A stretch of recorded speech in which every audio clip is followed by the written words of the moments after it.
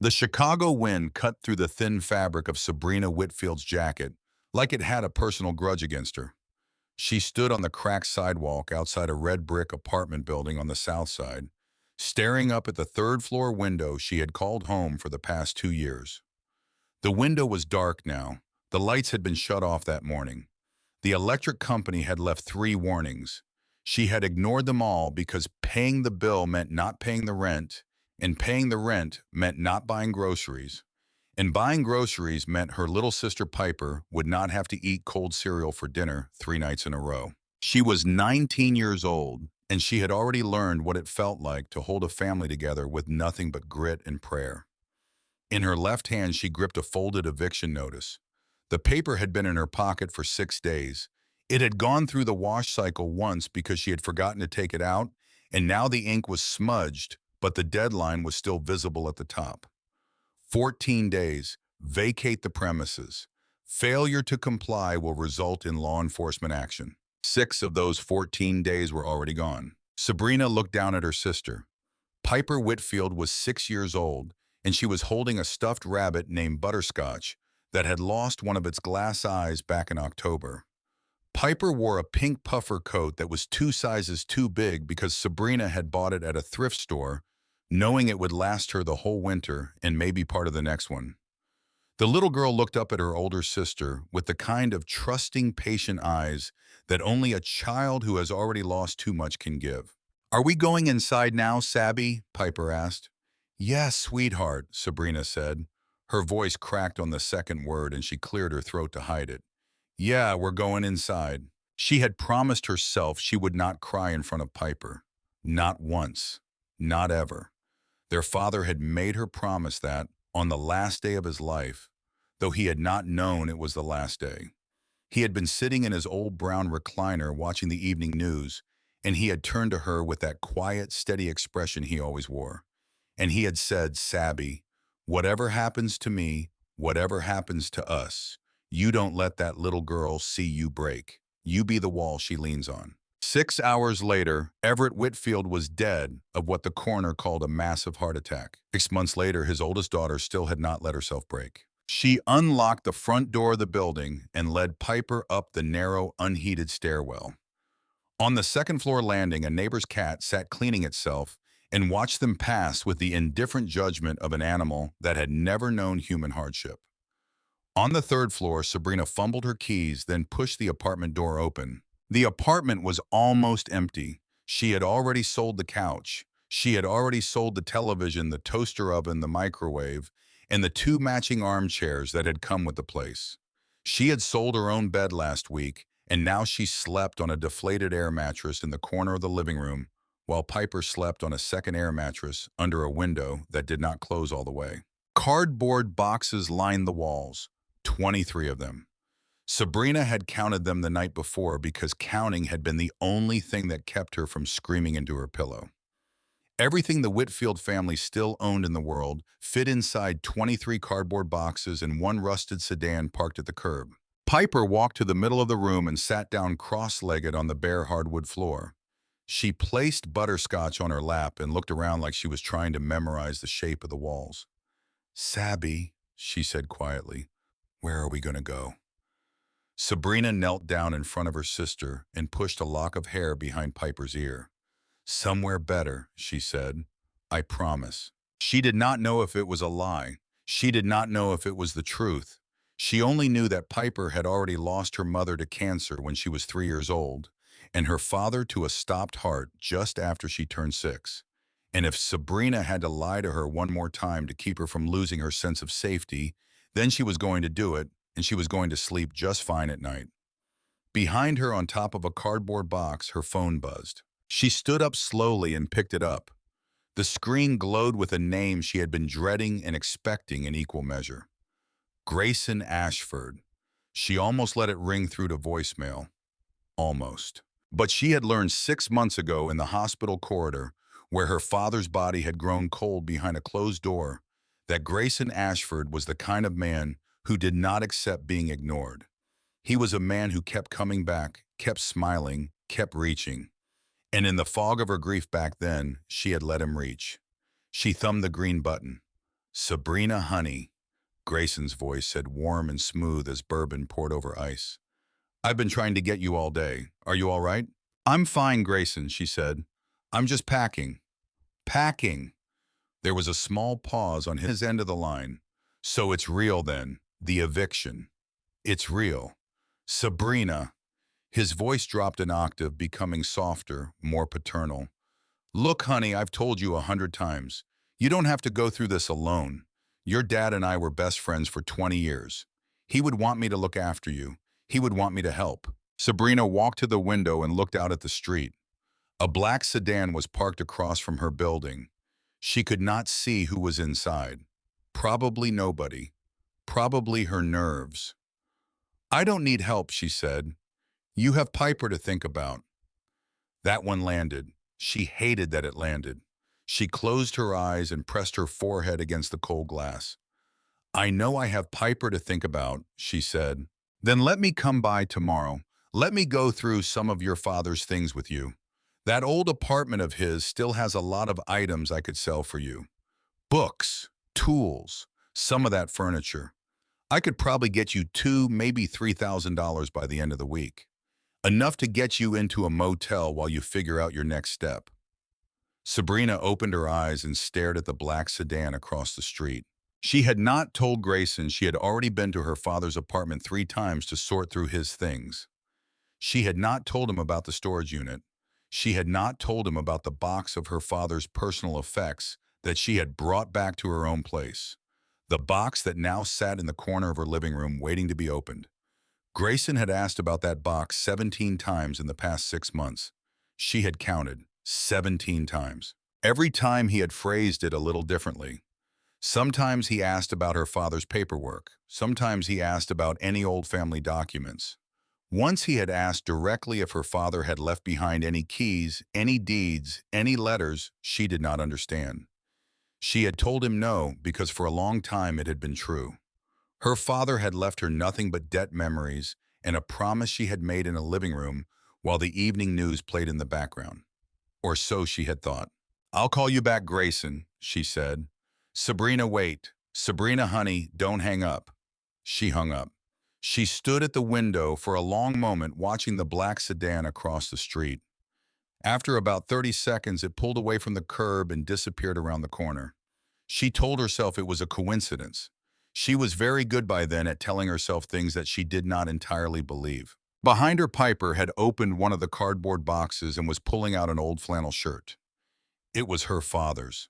Sabrina had washed it 3 times to try to get the smell of him out of the fabric, because every time she smelled it, she felt like her chest was going to cave in, but the scent had survived every wash. Old Spice aftershave. Peppermint. A hint of the sheet metal factory where he had spent 35 years of his life. She had almost thrown the shirt away, but Piper had wailed and clung to it, and now the shirt lived in a box marked fragile that Sabrina had never intended to unpack. Piper held the shirt up to her face and inhaled. Daddy, the little girl whispered. Sabrina turned away from the window. She could not watch that. Not right now. Not tonight. She walked over to the corner of the living room where the box of her father's personal effects sat waiting. She had been avoiding it for 6 months. It smelled of him. It hurt to touch it. But tonight was the last full night in the apartment, and she had promised herself she would go through the box before they left, because whatever was inside of it was going into the rusted sedan tomorrow morning, and after that, God only knew where they would be sleeping. She sat down cross-legged on the hardwood floor and pulled the box toward her. The tape had already been slid open once back at her father's apartment, but she had never fully unpacked it. She peeled the flaps back and looked inside. His reading glasses sat on top, folded neatly, the left lens smudged. Beneath them, a stack of yellowing crossword puzzles, most of them half-finished. A pocket knife with a bone handle. A small tin of peppermints. A wallet with $3 still inside it. A single black and white photograph of her father as a young man, standing next to a car she did not recognize in front of a building she did not know. And underneath everything else, wrapped in a soft blue cloth, was the family Bible. Sabrina lifted it out carefully. She held it in her lap like it was a living thing. The leather cover was worn to a smooth, dark sheen from decades of her father's rough, calloused hands. The gold lettering on the front had faded almost to nothing. She could still make out the words, but only if she tilted the book toward the light. He had read from this Bible every night for as long as she could remember. He had read from it the night Piper was born, and he had read from it the night his wife had died, and he had read from it on ordinary Tuesday evenings when nothing at all was happening in the world. He had never spoken much about his faith. He had lived it quietly like a man who does not need to explain himself to anyone. Sabrina ran her fingers over the cover. Her eyes burned. "Daddy," she whispered, "I don't know what to do." The words came out before she could stop them. "I'm running out of time. I'm running out of money. Piper's going to be sleeping in the car in 7 days, and I don't know how to fix this. You always used to say everything works out. But I don't see how it works out this time. I don't see how." The tears came then, silent and hot, sliding down her cheeks. She had promised herself she would not cry, and she had held that promise for 6 months. But the Bible in her lap seemed to know how heavy she was, and the walls of the empty apartment did not have the strength to hold her up. Her grip loosened without her meaning it to. The Bible slipped from her hands. It fell to the hardwood floor with a heavy, resounding crack. Sabrina jerked upright, gasping. She dropped to her knees and reached for the book. It had landed spine down, and the old brittle binding had split open along the seam. A dozen loose pages had fanned out across the floor. "No, no, no," she whispered. She gathered the pages with shaking hands. She tried to press them back into the book. She was already imagining her father's disappointment, the one thing of his she had left, and she had broken it on the last night in the apartment, and she was... Her hand stopped. Something was wrong with the inside of the spine. The leather covering of the spine had peeled back where the book had struck the floor. And in the hollow space beneath the leather, Sabrina saw something that should not have been there. A folded envelope, yellowed, heavy, wedged tightly into a cavity that had been deliberately carved out of the interior of the book. For a long moment she did not move. She could hear Piper humming softly to herself across the room the way she always did when she was drawing. Outside, a car passed on the street. The refrigerator hummed. The old radiator in the corner ticked and creaked. Sabrina reached out with 2 fingers and slowly, carefully pried the envelope free. It was made of thick parchment paper, the kind she had only ever seen in old movies. It was sealed with a smear of red wax that had cracked with age. Across the front, in her father's unmistakable handwriting, sharp and slanted and slightly angry the way his handwriting always looked, were 4 words: "For my daughter Sabrina." Her hands were shaking so badly she almost dropped it. She looked over her shoulder. Piper was still humming, still drawing, oblivious. Sabrina turned back to the envelope. She broke the wax seal with her thumbnail. She opened the flap. Inside were 3 items. The first was a thick, multi-page document that had been folded into thirds. She unfolded it and smoothed it out across the floor. The top of the first page bore the official seal of the state of Arkansas, embossed in gold-leafed. Beneath the seal, in bold, archaic typewriter font, were 2 words that made her breath catch in her throat: "Warranty deed." She read the header slowly, the way a person reads something they are afraid they might have hallucinated. This warranty deed, made this 14th day of October in the year 1998 by and between the grantor Jacob Harris and the grantee Everett Whitfield. Her eyes moved down the page. Property description: 45 acres of timber and pasture land located in Benton County, Arkansas. Residential farmhouse. 2 outbuildings. Full mineral rights. Property designated as Cedar Hollow Farm. Cedar Hollow. She stared at the words until they lost their shape. Her father had never mentioned Arkansas. He had never mentioned owning land. He had lived for the last 20 years of his life in a cramped 2-bedroom walk-up in Chicago, and he had worked the graveyard shift at the sheet metal factory, and he had never taken a vacation, and he had worn the same brown flannel shirts until the elbows gave out. And here in her lap was a legally recorded deed showing that he owned 45 acres of land in the Ozark Mountains. She turned to the next page. The property tax records were attached. Every year for 27 years, the taxes on Cedar Hollow Farm had been paid in full on time through what the paperwork described as an anonymous blind trust. The last payment had been made just 3 weeks before her father died. The second item in the envelope was a small key. It was made of brass, and it was heavier than she expected when she picked it up. The teeth were shaped in a pattern she had never seen on any modern key. It looked old, very old. Along one side of the shaft, engraved in tiny letters, was a single word: Atlas. She turned it over in her fingers. It felt warm, though the apartment was cold. The third and final item in the envelope was a photograph. It was black and white, and it had been taken a long time ago, judging by the grain of the film. In the center of the photograph stood her father as a much younger man. He was maybe 30 years old. He was wearing work clothes and a hard hat. He was standing on the edge of a massive circular concrete platform embedded in the ground, and the platform was surrounded by a rusted metal fence topped with barbed wire. Behind him in the distance, 4 tall metal towers rose up out of the earth, each one thin and rectangular like giant chimneys, standing in the middle of a field of grass. On the back of the photograph, in her father's handwriting, was written a single line: "If they come for you, come here first." Sabrina sat on the floor of the empty apartment, the Bible split open in her lap, the envelope in one hand and the photograph in the other. And for the first time in 6 months, she was afraid of something other than being homeless. She did not know what she was looking at, but her body knew before her mind did.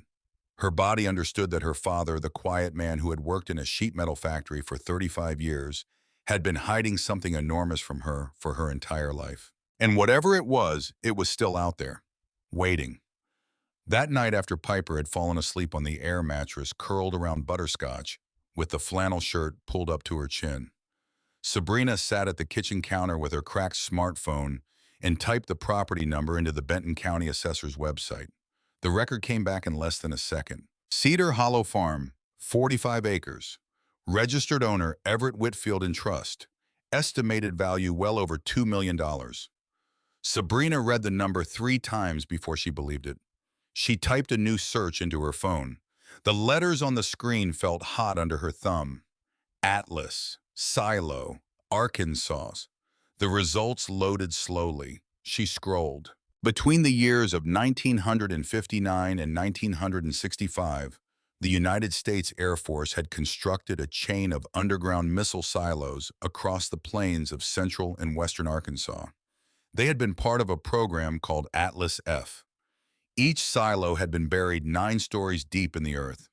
Each one had held a single nuclear-tipped intercontinental ballistic missile. Each one had been designed to survive a direct nuclear strike from above. And in 1965, when the missiles had been retired, the Air Force had welded the doors shut and abandoned the silos in place. Some of them had been sold off to private buyers over the decades. Some had been converted into homes. Some had been converted into fallout shelters. Most had been forgotten. She stared at a satellite image on her phone screen. The image showed a flat field of grass. In the middle of the field, half hidden by trees, she could just make out the shape of a large circular platform embedded in the earth. 4 tall rectangular structures stood at the corners of the field, evenly spaced like the corners of an invisible square. She zoomed in. She zoomed in again. The satellite image was old and blurry, but the shape was unmistakable. She looked at the black and white photograph in her father's Bible. The same field, the same platform, the same 4 towers. Her father had bought a decommissioned nuclear missile silo in 1998 and had paid the taxes on it every year for 27 years without ever telling her it existed. Sabrina set the phone down on the counter. She looked at her sleeping sister across the room. She looked at the eviction notice on the refrigerator. She looked at the brass key labeled Atlas sitting on the counter next to her elbow. And then very slowly she began to smile. It was not a happy smile. It was the smile of a young woman who had just realized that her father had left her something.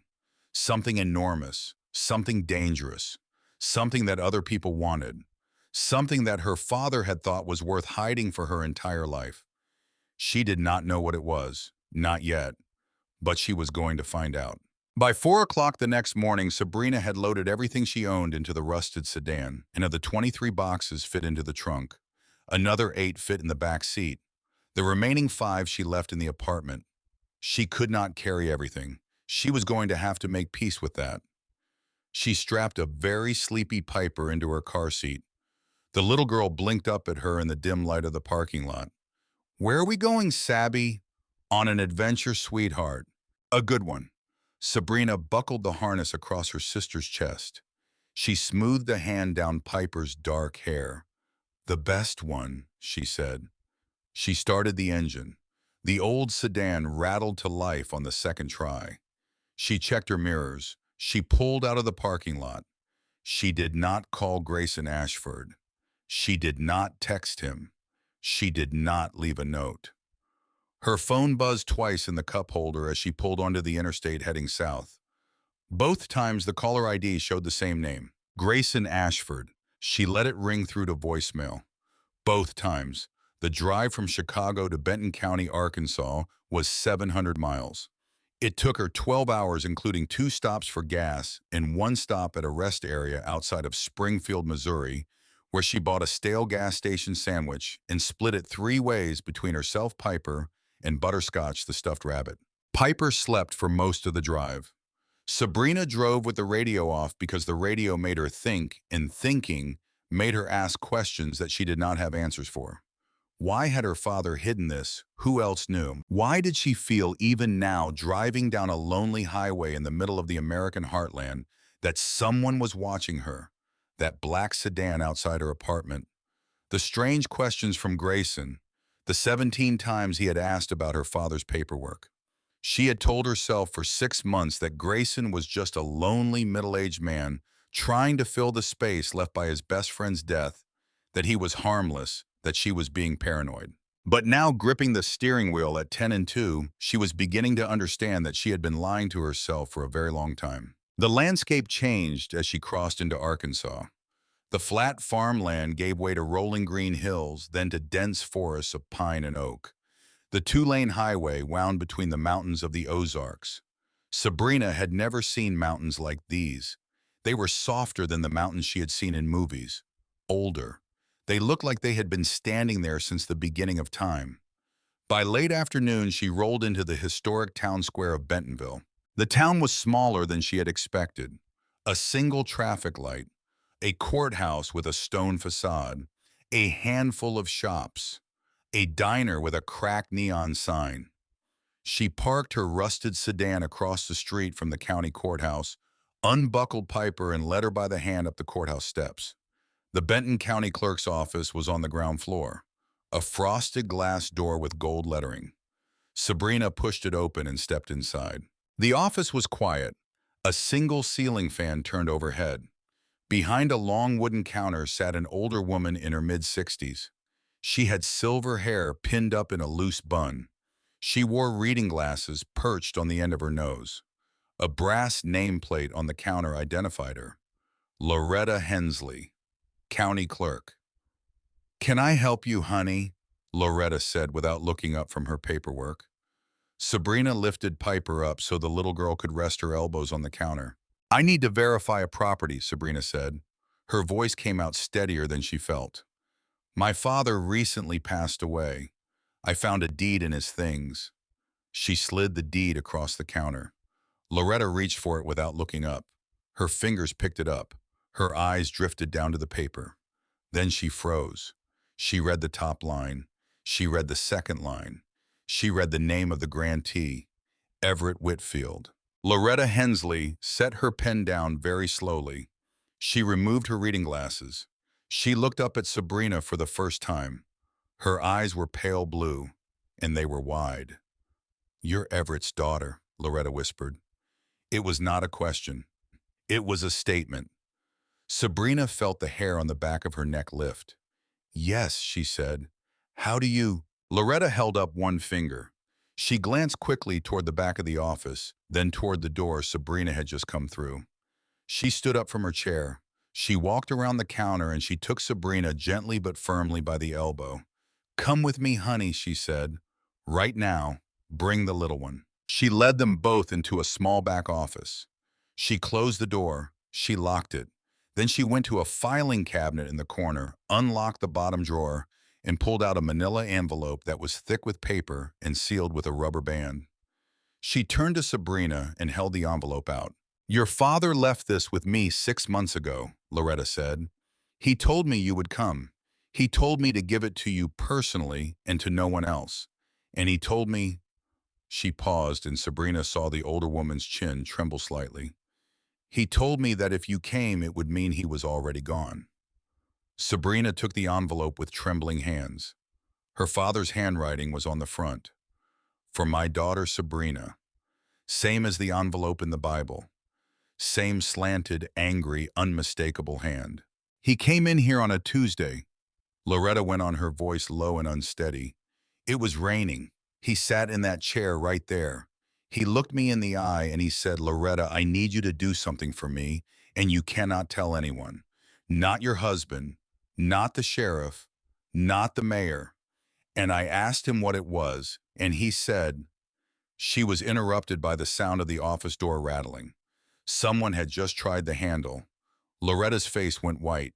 She held one finger to her lips. The door handle rattled a second time, then a third. Then a voice on the other side, muffled but unmistakably male, called out, "Loretta, is everything all right in there?" "Loretta, honey, the front desk is unattended." Loretta closed her eyes for a moment. Then she opened them and she leaned very close to Sabrina, and she whispered 5 words directly into her ear. "Do not trust that man." She stepped back. She smoothed her blouse. She walked to the door. She unlocked it and pulled it open with a bright professional smile that had gone up like a stage curtain.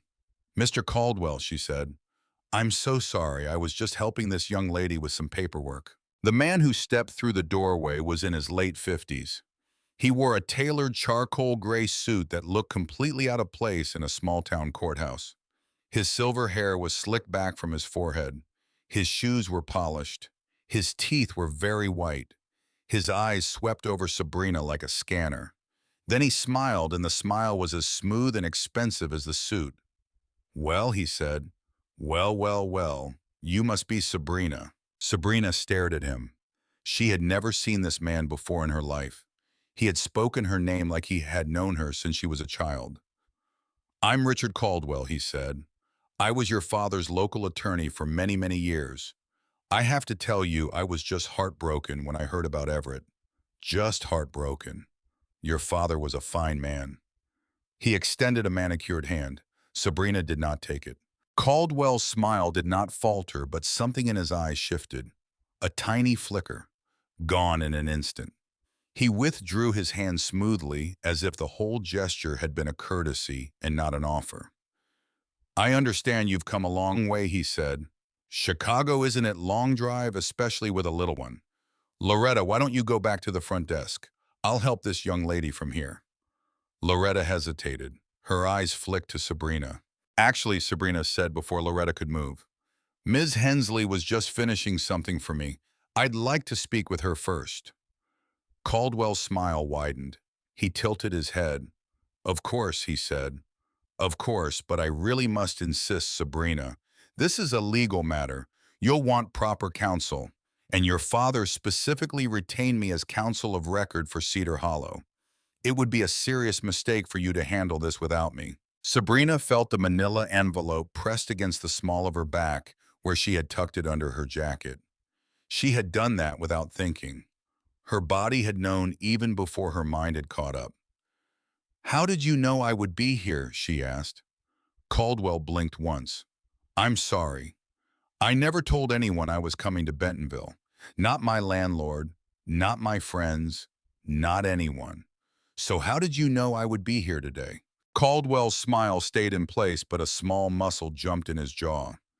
"Small town Sabrina," he said. "Word travels. I've been in your town for less than an hour. Yes, well." He reached into the breast pocket of his suit jacket and pulled out a leather checkbook.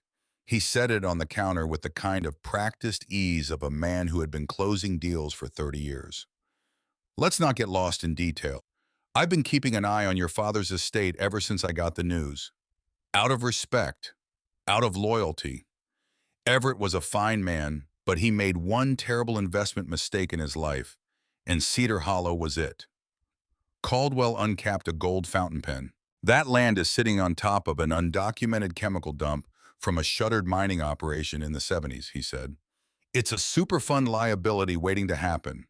The county has been threatening to condemn it for years.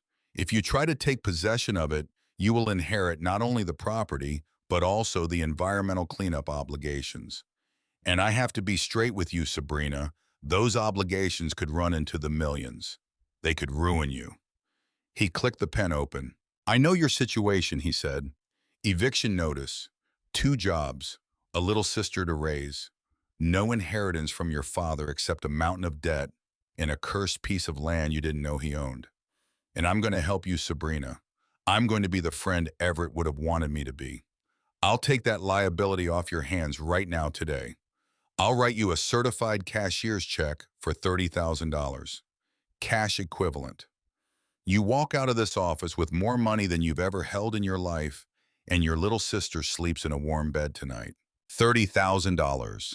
For a single terrible honest moment, Sabrina wanted to say yes. She thought about the eviction notice on the refrigerator. She thought about the 23 boxes in her sedan. She thought about the deflated air mattress. She thought about Piper eating cold cereal for dinner 3 nights in a row. She thought about how $30,000 could pay off her father's debts, put a deposit down on a real apartment buy. Piper a real bed with a real mattress and real sheets and a real pillow. And then she thought about her father. Everett Whitfield had never spent a dime on himself in his entire life. He had worked the graveyard shift for 35 years. He had worn the same flannel shirts until the elbows gave out. He had paid property taxes on a piece of land for 27 straight years through a blind trust in secret. Her father was not a fool. Her father had not paid taxes for 27 years on a toxic swamp. And Richard Caldwell, in his tailored suit, with his polished shoes and his fountain pen, was not offering her $30,000 out of the kindness of his heart. Sabrina met his eyes. "No, thank you," she said quietly. "I think I'll go look at it myself." Caldwell's pen stopped moving above the check. His smile stayed frozen on his face for a full second. Then it dissolved. "That would be extremely unwise," he said. His voice had gone flat, colder. "The roads out to that property are dangerous. There are no cell towers. There is no help. A young woman with a child driving out to an abandoned Cold War installation in the woods, without any legal representation, without any support. Sabrina, do you understand what you are about to do? It's my property now. It is not yet your property. It has to go through probate. Then I'll go stand on it while it goes through probate." Caldwell's jaw tightened. He capped the fountain pen. He tucked the checkbook back into his suit. And then for one flickering half-second, Sabrina saw him lower his mask entirely, and beneath it, she saw something she would remember for the rest of her life. She saw hate, pure, focused, patient hate. Then the mask came back up. "As you wish," he said. "I'll be in town. When you change your mind, and you will, my number is on the wall by the door." He turned. He walked out. The door swung shut behind him. The bell over it rang once and went still. Sabrina realized she had been holding her breath. She let it out. Loretta Hensley reached out and touched her hand. "Go straight to Cedar Hollow," the old clerk whispered. "Do not stop. Do not talk to anyone else in town. Do you have a firearm?" "No." "Do you have a phone charger for your car?" "Yes." "Then charge your phone every second you can. There's no signal on that property, but you'll want the battery. Go now. Go before he calls someone." Sabrina picked Piper up. The little girl clung to her neck without being asked. "Ms. Hensley," Sabrina said, "who was my father?" Loretta Hensley looked at her for a long moment. Her eyes were wet. "I was the bravest man I ever knew," she said. "And when you get to Cedar Hollow and you open what he left you, you are going to understand what that means." Sabrina drove out of Bentonville with Piper strapped into the back seat and the manila envelope from Loretta wedged into the space between her thigh and the driver's seat. The GPS on her phone lost signal 23 minutes after she left the town square. She had expected that. She had memorized the last set of directions before the map went blank. Turn left at the abandoned Baptist church. Follow the dirt road for 11.5 miles. Bear right at the fork. Continue past the no trespassing signs. The gate is at the end of the road. The Ozark Mountains grew taller and darker as she drove. The road went from paved to gravel to compacted dirt. The pine trees pressed in on either side of the sedan. The afternoon light thinned and turned gold, and then it turned orange, and then it began to fade. She passed the abandoned church. She counted 11.5 miles on the odometer. She reached the fork. She bore right. She passed 3 separate signs that read, "Private property, no trespassing, violators will be prosecuted." She kept driving. The road narrowed to a single lane. The trees closed overhead like the roof of a cathedral. The sedan bounced over rocks and roots. Piper woke up in the back seat and asked in a small voice if they were almost there. "Almost," Sabrina said. "Almost, sweetheart." The road ended abruptly at a heavy wrought iron gate. Sabrina rolled to a stop. She left the engine running. She got out. The gate was tall, taller than she was. It was flanked on both sides by an old rusted chain-link fence that stretched away into the darkening forest in either direction. Ivy had grown thick around the bars of the gate. A weathered wooden sign hung from the top rail, and the letters carved into it had almost worn away. She had to lean in close to read them. Cedar Hollow Farm. Private property. Trespassers shot. Beneath the sign wrapped around the gate's central bar was a chain. The chain was rusted brown with age, but the padlock securing it was brand new. A heavy brass master lock, shining, untouched by weather, placed there recently. Someone had been coming here. Sabrina looked back at her car. Piper was watching her through the windshield, small and pale in the fading light. She looked back at the padlock. She walked to the trunk of the sedan, opened it, and pulled out the tire iron she had bought at a gas station outside of St. Louis for this exact purpose. She walked back to the gate. She raised the tire iron. She brought it down on the padlock with everything she had. Once, twice, 3 times, 4. On the 5th swing, the shackle snapped with a hollow metallic pop, and the padlock fell into the dirt at her feet. She unwound the chain from the gate. She pushed the 2 halves of the gate open. The hinges screamed in protest, a sound like an animal in pain, and it echoed back at her from the surrounding forest and did not fade for a long time. She got back into the car. She drove through. The driveway wound up a slow incline through the pines. It was a 1/4 mile long, maybe more. The last of the daylight bled out of the sky above the trees, and by the time the driveway began to level out and the pines began to thin, twilight had settled over the forest and turned the whole world blue and gray and silver. Then the trees opened. Sabrina stepped on the brake pedal so hard that Piper let out a small startled squeak from the back seat. The sedan rolled to a stop. Sabrina did not move. She did not breathe. In front of her stretched a wide, flat field of pale winter grass. The field was maybe 5 acres across. It was surrounded on all sides by dark pine forest. And in the middle of the field, unmistakable in the fading light, was a circular platform of gray concrete embedded flush with the earth. The platform was enormous. She had seen circles like it before in swimming pool photographs, round and huge and empty. This one was not a swimming pool. This one was a door. A door made of solid reinforced concrete and steel, 12 meters across, laid flat into the ground like the lid of a giant underground vault. The seams around its edge were straight and clean and machined. Along its outer rim, faded but still visible, ran a painted red stripe in a series of yellow warning triangles. At the center of the platform was raised a squat concrete blockhouse the size of a small shed with a rusted iron door and a keypad set into the wall. Around the field at the 4 corners of an invisible square, 4 tall rectangular structures rose from the earth. Ventilation towers. Each one was 6 meters high. Each one was clad in weathered steel. Each one had a small blinking red light at the top that pulsed once every 3 seconds, silent and steady, like the heartbeat of something buried far below the ground. To her left at the edge of the field stood a small farmhouse. 2 stories, white clapboard siding, a wraparound porch.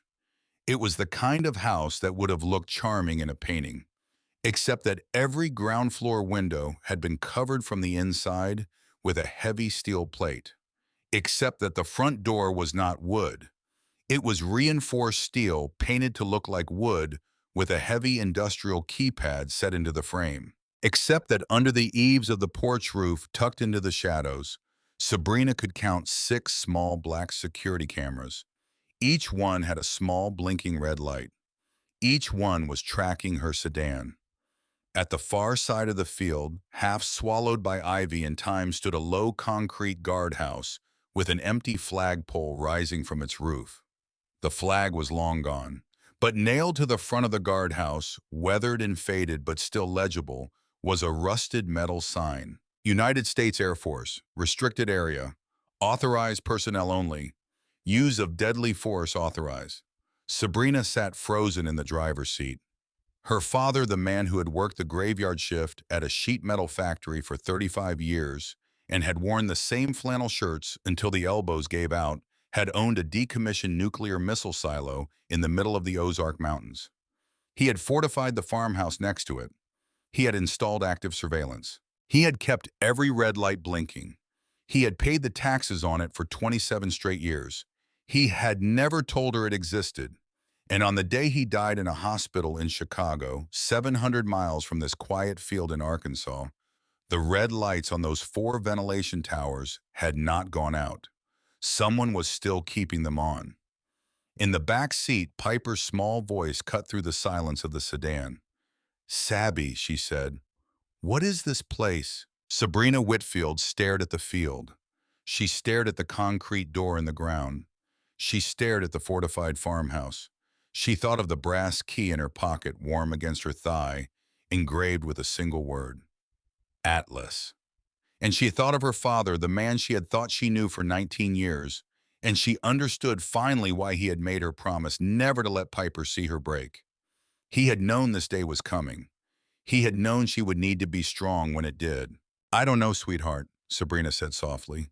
She put the car back into gear. She rolled forward slowly across the grass toward the fortified farmhouse, toward the buried door, toward the 4 blinking towers, toward whatever her father had spent his entire adult life hiding from the world.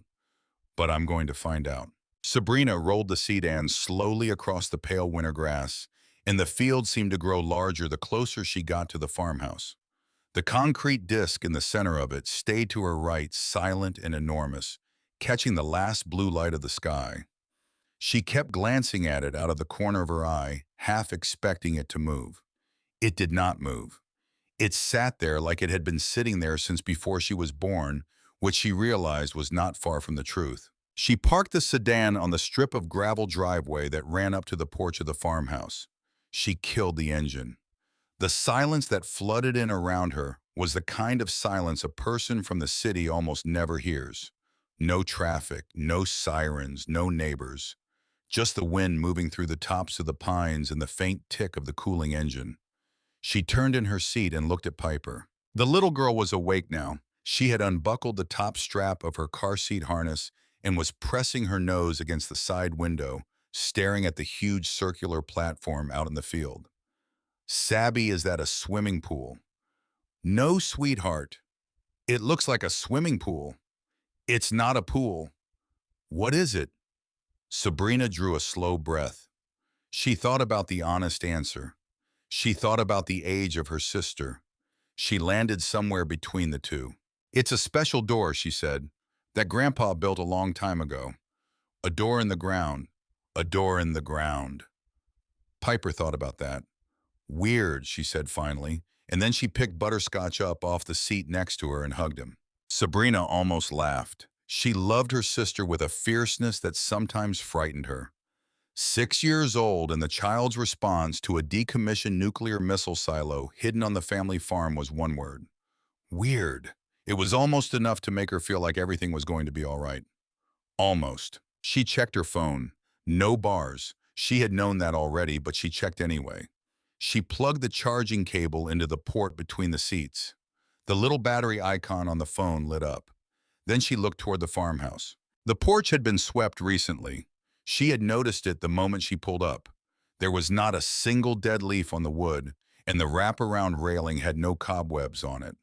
The window shutters had been oiled. Even the wind chime hanging next to the front door, an old one made of hollow copper tubes, was clean and shining like someone had polished it within the last month. Someone had been maintaining this house. Someone was still maintaining it. Sabrina reached under the passenger seat and pulled out the small canister of pepper spray she had picked up at a truck stop outside of Springfield. She had almost thrown it away twice on the drive down. She was glad she had not. She clipped it to her keyring. "Piper, honey," she said, turning to look at her sister, "I need you to be my brave little helper right now." "Okay." Piper nodded solemnly. "I need you to stay in your car seat. I need you to lock the doors after I get out. And I'm going to leave the keys in the ignition and the heat running, but I need you to promise me that you will not open the door for anyone. Not for anyone. Not even if they say they know me. Not even if they say they know Grandpa. Do you understand?" Piper nodded again.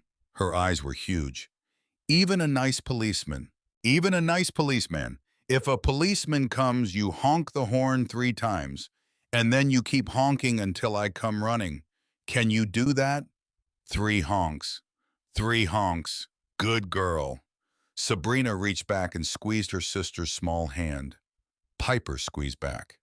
Then Sabrina picked up the manila envelope from Loretta Hensley, tucked it into the inside pocket of her jacket, put the brass key labeled Atlas into her front pocket, and stepped out of the car. The evening air smelled like pine sap and cold stone. Her boots crunched on the gravel. She walked slowly up the wooden steps of the porch, listening for anything. She heard only the wind and the copper wind chime turning softly. She stopped in front of the steel door. The keypad was a modern one, backlit, 12 digits, battery-powered with a small green LED that was blinking steadily beside the number pad. She thought about the deed, the brass key, the photograph. She thought about her father who had built a fortress in the middle of the Ozarks and had never told his daughters it existed, and she wondered what number he would have chosen. He had been a man of quiet symbols. He had believed that the most important things in life should be marked in the smallest ways. She lifted her hand. She thought of her sister sitting 6 feet behind her in a rusted sedan, clutching a one-eyed stuffed rabbit. She typed 6 digits. 0, 6, 1, 2, 2, 0, 1, 9. Piper's birthday. The green LED went dark. There was a soft mechanical click and then a much heavier metallic thunk from somewhere inside the door itself, and then the seal along the frame let out a soft hiss. The door swung inward under its own weight. Sabrina stood on the porch for a long moment, staring into the dark interior of the farmhouse she had never been inside. Her eyes stung. Her father had chosen Piper's birthday. Not his own, not his wife's, not even Sabrina's. He had chosen the birthday of a granddaughter who had been born 5 years before Sabrina had ever set foot in Arkansas. He had chosen the birthday of a child he had barely gotten to know before he died. He had been thinking about Piper. He had been protecting Piper. Sabrina wiped her cheek with the back of her wrist. She looked back at the sedan. She saw Piper's small face pressed to the glass watching her. She raised a hand. Piper raised one back. Then Sabrina stepped inside. The lights came on by themselves. She heard them click one by one as she crossed the threshold. Not the harsh, fluorescent glow of a warehouse, but soft, warm, incandescent lamps set along the walls at ankle height, illuminating the floor first, then a second bank at chest height, and finally the overhead lights in the main room. Motion sensors. The whole entry hall had been rigged with motion sensors. The air inside the house was cool, but it was clean. There was no smell of dust, no smell of mildew, none of the closed-up staleness she had expected from a house in the middle of nowhere. The air smelled faintly of pine, and beneath that of gun oil, and beneath that of the same cologne her father had worn her entire life. Old Spice. She could almost feel the room breathing around her. The entry hall was narrow. On the right, a coat rack held a single brown flannel shirt. Her breath caught. She reached out and touched the sleeve. It was clean. It had been laundered recently. Her hand shook. She lowered it. She kept walking. The hallway opened into a living room. Leather couches arranged around a stone fireplace. A rocking chair in the corner. A rag rug on the floor. A bookshelf running along the far wall packed with books whose spines Sabrina recognized. Her father had owned copies of every one of them in Chicago. There were duplicates here. There were also framed photographs on the mantel above the fireplace. She walked toward them slowly. The first photograph showed her mother Elaine on her wedding day. Elaine had died of pancreatic cancer when Piper was 3 years old. She had been a soft, quiet woman who had loved to garden, and Sabrina still sometimes woke in the middle of the night with her mother's laugh in her ears, as clear as if Elaine were in the next room. The second photograph showed a much younger Sabrina, maybe 8 years old, sitting on her father's shoulders at a July 4th parade in Chicago. She had forgotten that parade. She had not remembered it in a decade. But her father had remembered it. Her father had printed the photograph, framed it, and mounted it above a fireplace in a house in Arkansas that she had not known existed. The third photograph showed Piper as a baby, red-faced and squalling, wrapped in a hospital blanket held in the arms of a nurse whose face was cropped out of the frame. Sabrina's throat closed up. She turned away from the mantel because if she kept looking, she was going to break, and she had promised herself she was not going to break. Especially not in a house where every step she took was being recorded by cameras she could not see. She turned toward the hallway that led deeper into the house. The hallway was long and narrow. The overhead lights came on ahead of her as she walked one by one, marking her path. And as her eyes adjusted, she saw what covered the walls of the hallway. Photographs, hundreds of them, framed and hung floor to ceiling all the way down both sides of the corridor. Sabrina stopped walking. She reached out with a trembling hand and lifted the photograph closest to her off the wall. It showed her. It showed her walking across a college quad.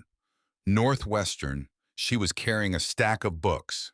She was wearing the pink scarf her mother had knitted her for her 16th birthday. The photograph had been taken with a long lens from somewhere far away. The date printed in the corner was September of 2023. The next photograph showed Sabrina and Piper walking hand in hand out of a grocery store on the south side of Chicago, dated April of 2024. Sabrina remembered that day. She had bought Piper a candy bar at the checkout counter and had let her eat it before dinner. The next photograph showed Piper's first day of kindergarten, dated August of 2024. Sabrina remembered dropping her sister off at the school. She remembered how nervous Piper had been. She remembered how she had knelt down in the parking lot and told her little sister that everything was going to be all right. Someone had photographed them from a distance on that day. Sabrina moved slowly down the hallway. Every photograph was of her or of Piper or of both of them together. Every one had been taken from a distance with a telephoto lens. Everyone was dated. The dates went back years, all the way back to a photograph of Sabrina in her high school cap and gown, dated the spring of 2021. Her father had been watching them. He had been watching them for years. Or someone else had been watching them, and her father had been keeping the photographs. She did not know which was worse. She thought about the black sedan she had seen outside her apartment the day before. She thought about Grayson Ashford. She thought about the 17 times he had asked her about her father's paperwork. She kept walking. At the end of the hallway, mounted just above eye level, was a single frame photograph that was different from the others. It was not a photograph of Sabrina. It was a photograph of Grayson Ashford. He was standing outside a coffee shop in downtown Chicago. He was on his phone. He was smiling. It was the same smile Sabrina had watched him give her for the last 6 months. The date on the photograph was March of 2025, 3 months before her father had died. And written across the bottom of the frame in her father's slanted, angry handwriting, in permanent black marker, was one line: "Traitor, never let him near my girls." Sabrina stopped breathing. Her hand rose slowly to her mouth. She pressed it there. She held it there. She was aware dimly that a small sound had come out of her, a strangled, involuntary noise that was not a word and not a scream, but something in between. Her father had known. Her father had known about Grayson. Her father had photographed Grayson 3 months before his own death, and he had written that word across the bottom of the frame, and he had hung the photograph on the wall of his secret fortress in Arkansas so that his daughter would find it. She thought of Grayson holding her hand at the funeral. She thought of Grayson bringing casseroles to her apartment. She thought of Grayson asking gently 17 separate times if her father had left behind any paperwork. She thought of the fact that her father had died of a heart attack that no one had seen coming. A man who had passed a physical 2 months earlier. A man who had never smoked, never drunk more than a beer at Thanksgiving, and had walked 3 miles a day. A man who had one day in March taken a photograph of his best friend of 20 years and written the word traitor across it. A man who had died 3 months later. The world tilted around her. She reached out with her free hand and steadied herself against the wall. The wall of photographs stared back at her. Hundreds of her own eyes and hundreds of Piper's eyes and one pair of Grayson Ashford's eyes, and the whole of the hallway suddenly felt like a chapel to some quiet, terrible thing that her father had understood for a very long time and had never been able to tell her. She turned. She walked unsteadily back down the hall the way she had come. She sat down on the leather couch in the living room. She pulled the manila envelope from Loretta Hensley out of her inside pocket. She rested it on her knees. She opened it. Inside was a letter handwritten on lined yellow paper in the same slanted script that was on the photograph frame. There were also two other items, a small silver USB drive and a folded manila card with a diagram printed on it showing a stylized cross-section of an underground structure with 9 levels marked on it. She unfolded the letter first.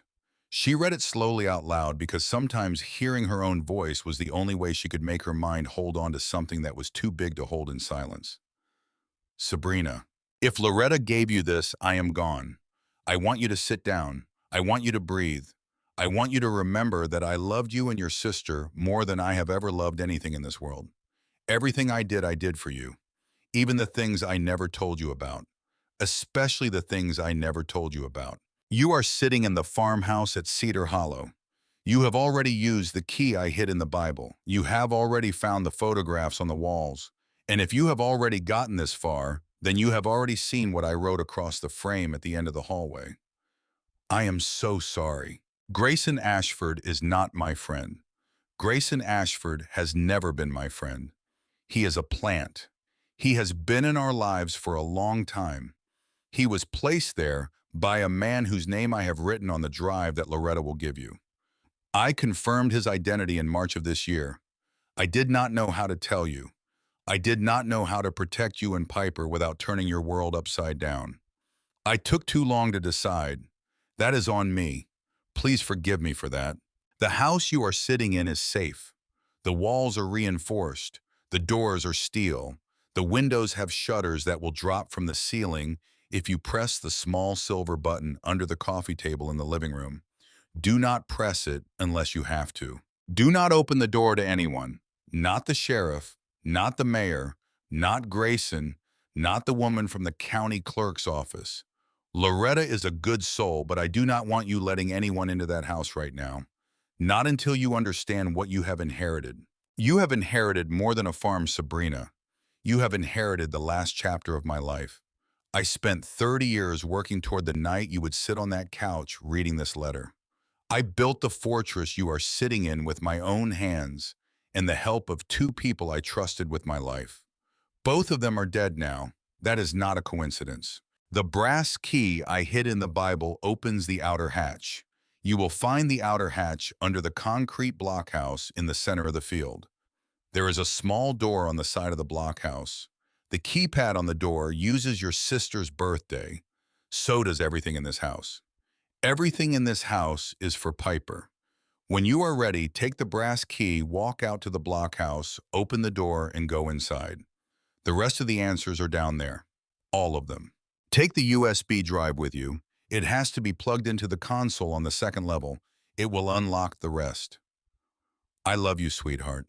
I have loved you every day of your life, including the days when I was so scared for you that I could not sleep. I am going to love you every day after this letter from wherever I am. You are stronger than you have ever known. I have watched you become that. I am proud of you. Kiss Piper for me. Dad. Sabrina sat on the couch with the letter in her lap and did not move for a long time. Outside, the wind picked up. It hummed through the copper wind chime on the porch. Somewhere far off, a night bird called once, and then went silent. Finally, she folded the letter. She tucked it back into the envelope. She wiped her face. She stood up. She walked out onto the porch. The sky above the field had gone fully dark. The 4 ventilation towers pulsed their steady, patient red heartbeats at each corner of the field. The concrete disc in the middle of the grass looked in the moonlight like a great pale eye staring up at the sky. She jogged down the steps and across the grass to her sedan. She opened the driver's side door. "Piper," she said, "I need you to be very brave. I need you to come with me for a few minutes." "Okay." The little girl looked up at her with wide eyes. "Are we going into the door in the ground?" "Yes, honey, we are." "Is Grandpa in there?" The question hit Sabrina like a fist to the chest. She sank to one knee on the gravel and gathered her sister into her arms and held her tight, tight, tight. "Not exactly, sweetheart," she said into Piper's hair, "but something Grandpa left for us is in there, just for us, and I need to go see it, and I don't want to leave you up here by yourself." Piper considered. "Can Butterscotch come?" "Butterscotch has to come. He's the head of security." Piper giggled at that, and the sound of her giggle was the single most beautiful sound Sabrina had heard in 6 months. She unbuckled her sister, wrapped her tightly in the too big pink puffer coat, put a wool hat on her head and lifted her onto her hip. Piper wrapped her arms around Sabrina's neck. Butterscotch dangled from one of her small hands. Together they walked out into the middle of the field. The concrete blockhouse rose from the center of the great circular disc. Up close, it was larger than it had looked from the driveway. Squat, windowless, painted a flat military gray that had faded almost to white in places. A single steel door was set into one side of it. There was no handle. There was only a keyhole above a small brass plaque that read USAF Property, Structure 4C, Control. Sabrina set Piper down gently. She took the brass key out of her pocket. Her hand was shaking. She slid the key into the lock. She turned it. Nothing happened. She stood there for a moment, confused, waiting. Then from beneath their feet, deep beneath the concrete disc, a sound began. It was not a sound she had ever heard before. It was mechanical, but slow. Ancient. A deep, patient, subterranean growl of gears grinding to life for the first time in a long time. She felt it in her sternum before she heard it in her ears. She felt it in the bones of the earth beneath the soles of her boots. She grabbed Piper and pulled her back several steps hard. The concrete disc began to move. The great circular door, 12 meters across, began to lift on hydraulic pistons buried in its rim. The seam that ran around its edge widened into a crack, and then into a gap, and then into a chasm.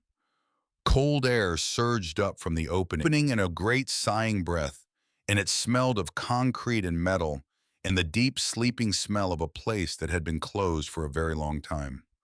The door rose to a 45-degree angle and stopped. A staircase spiraled downward into the earth below the disc, lit from below by a soft blue glow that grew brighter as her eyes adjusted. The stairs went down and down and down, and Sabrina could not see the bottom.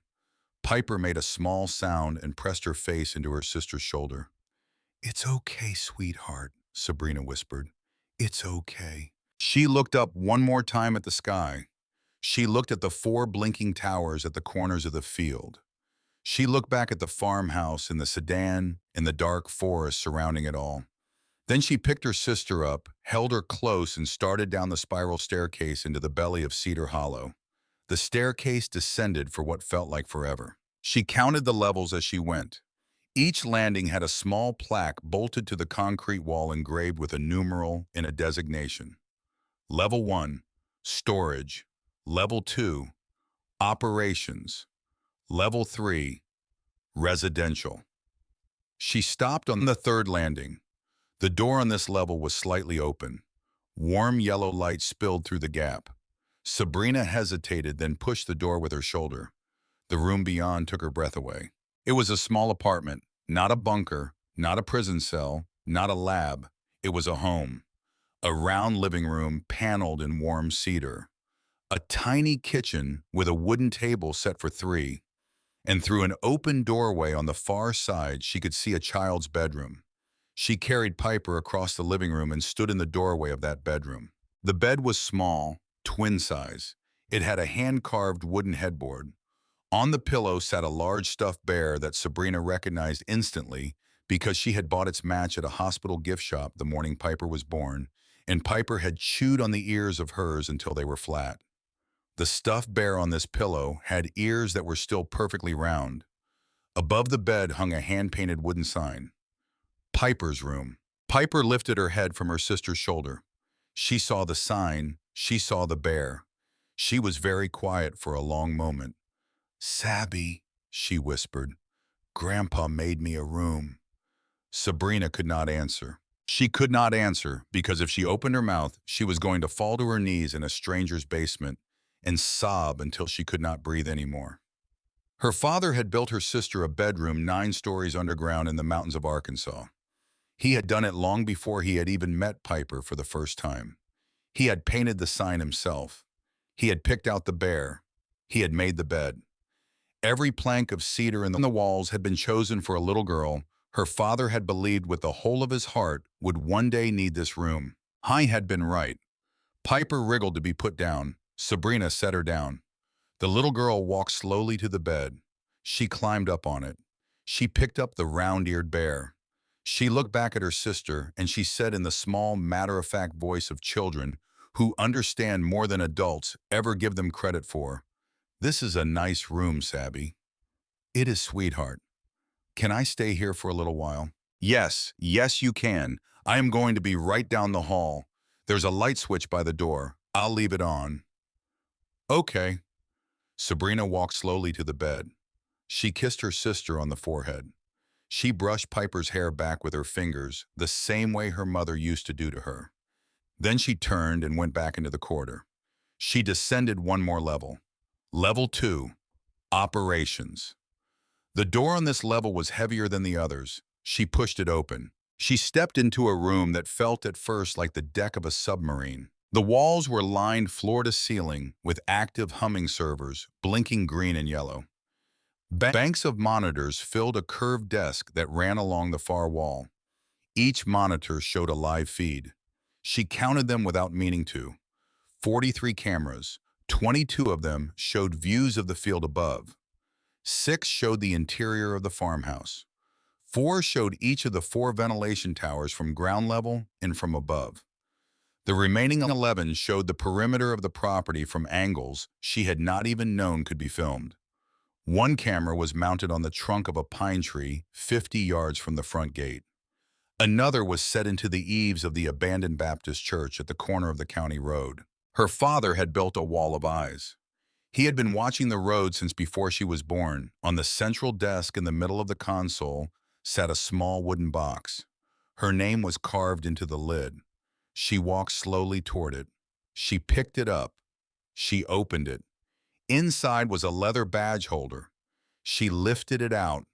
She flipped it open. The badge inside was gold, not the shiny gold of an internet novelty, the heavy, dull, matte gold of a real government-issued shield. She had seen one like it exactly once in her life on television when she had watched the news as a child. Federal Bureau of Investigation. Beneath the shield was an identification card.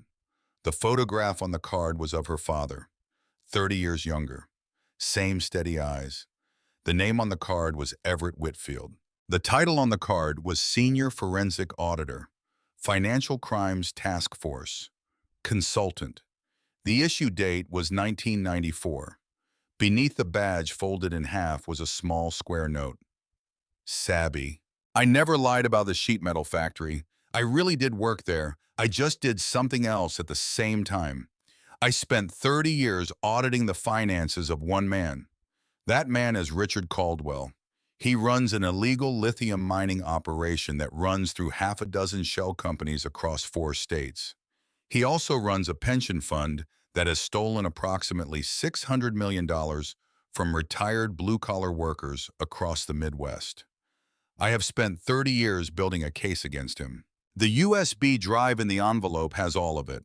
Ledgers, wire transfers, names of every accountant, names of every judge, names of every senator he has bought.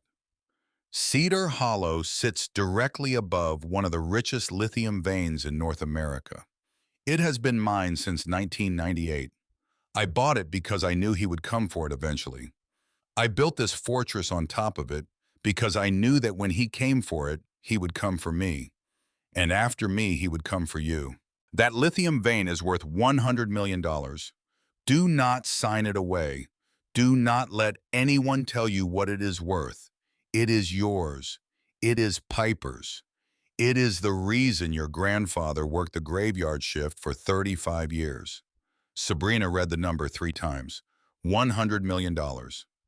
She sat down slowly on the swivel chair in front of the console. The word did not fit inside her head.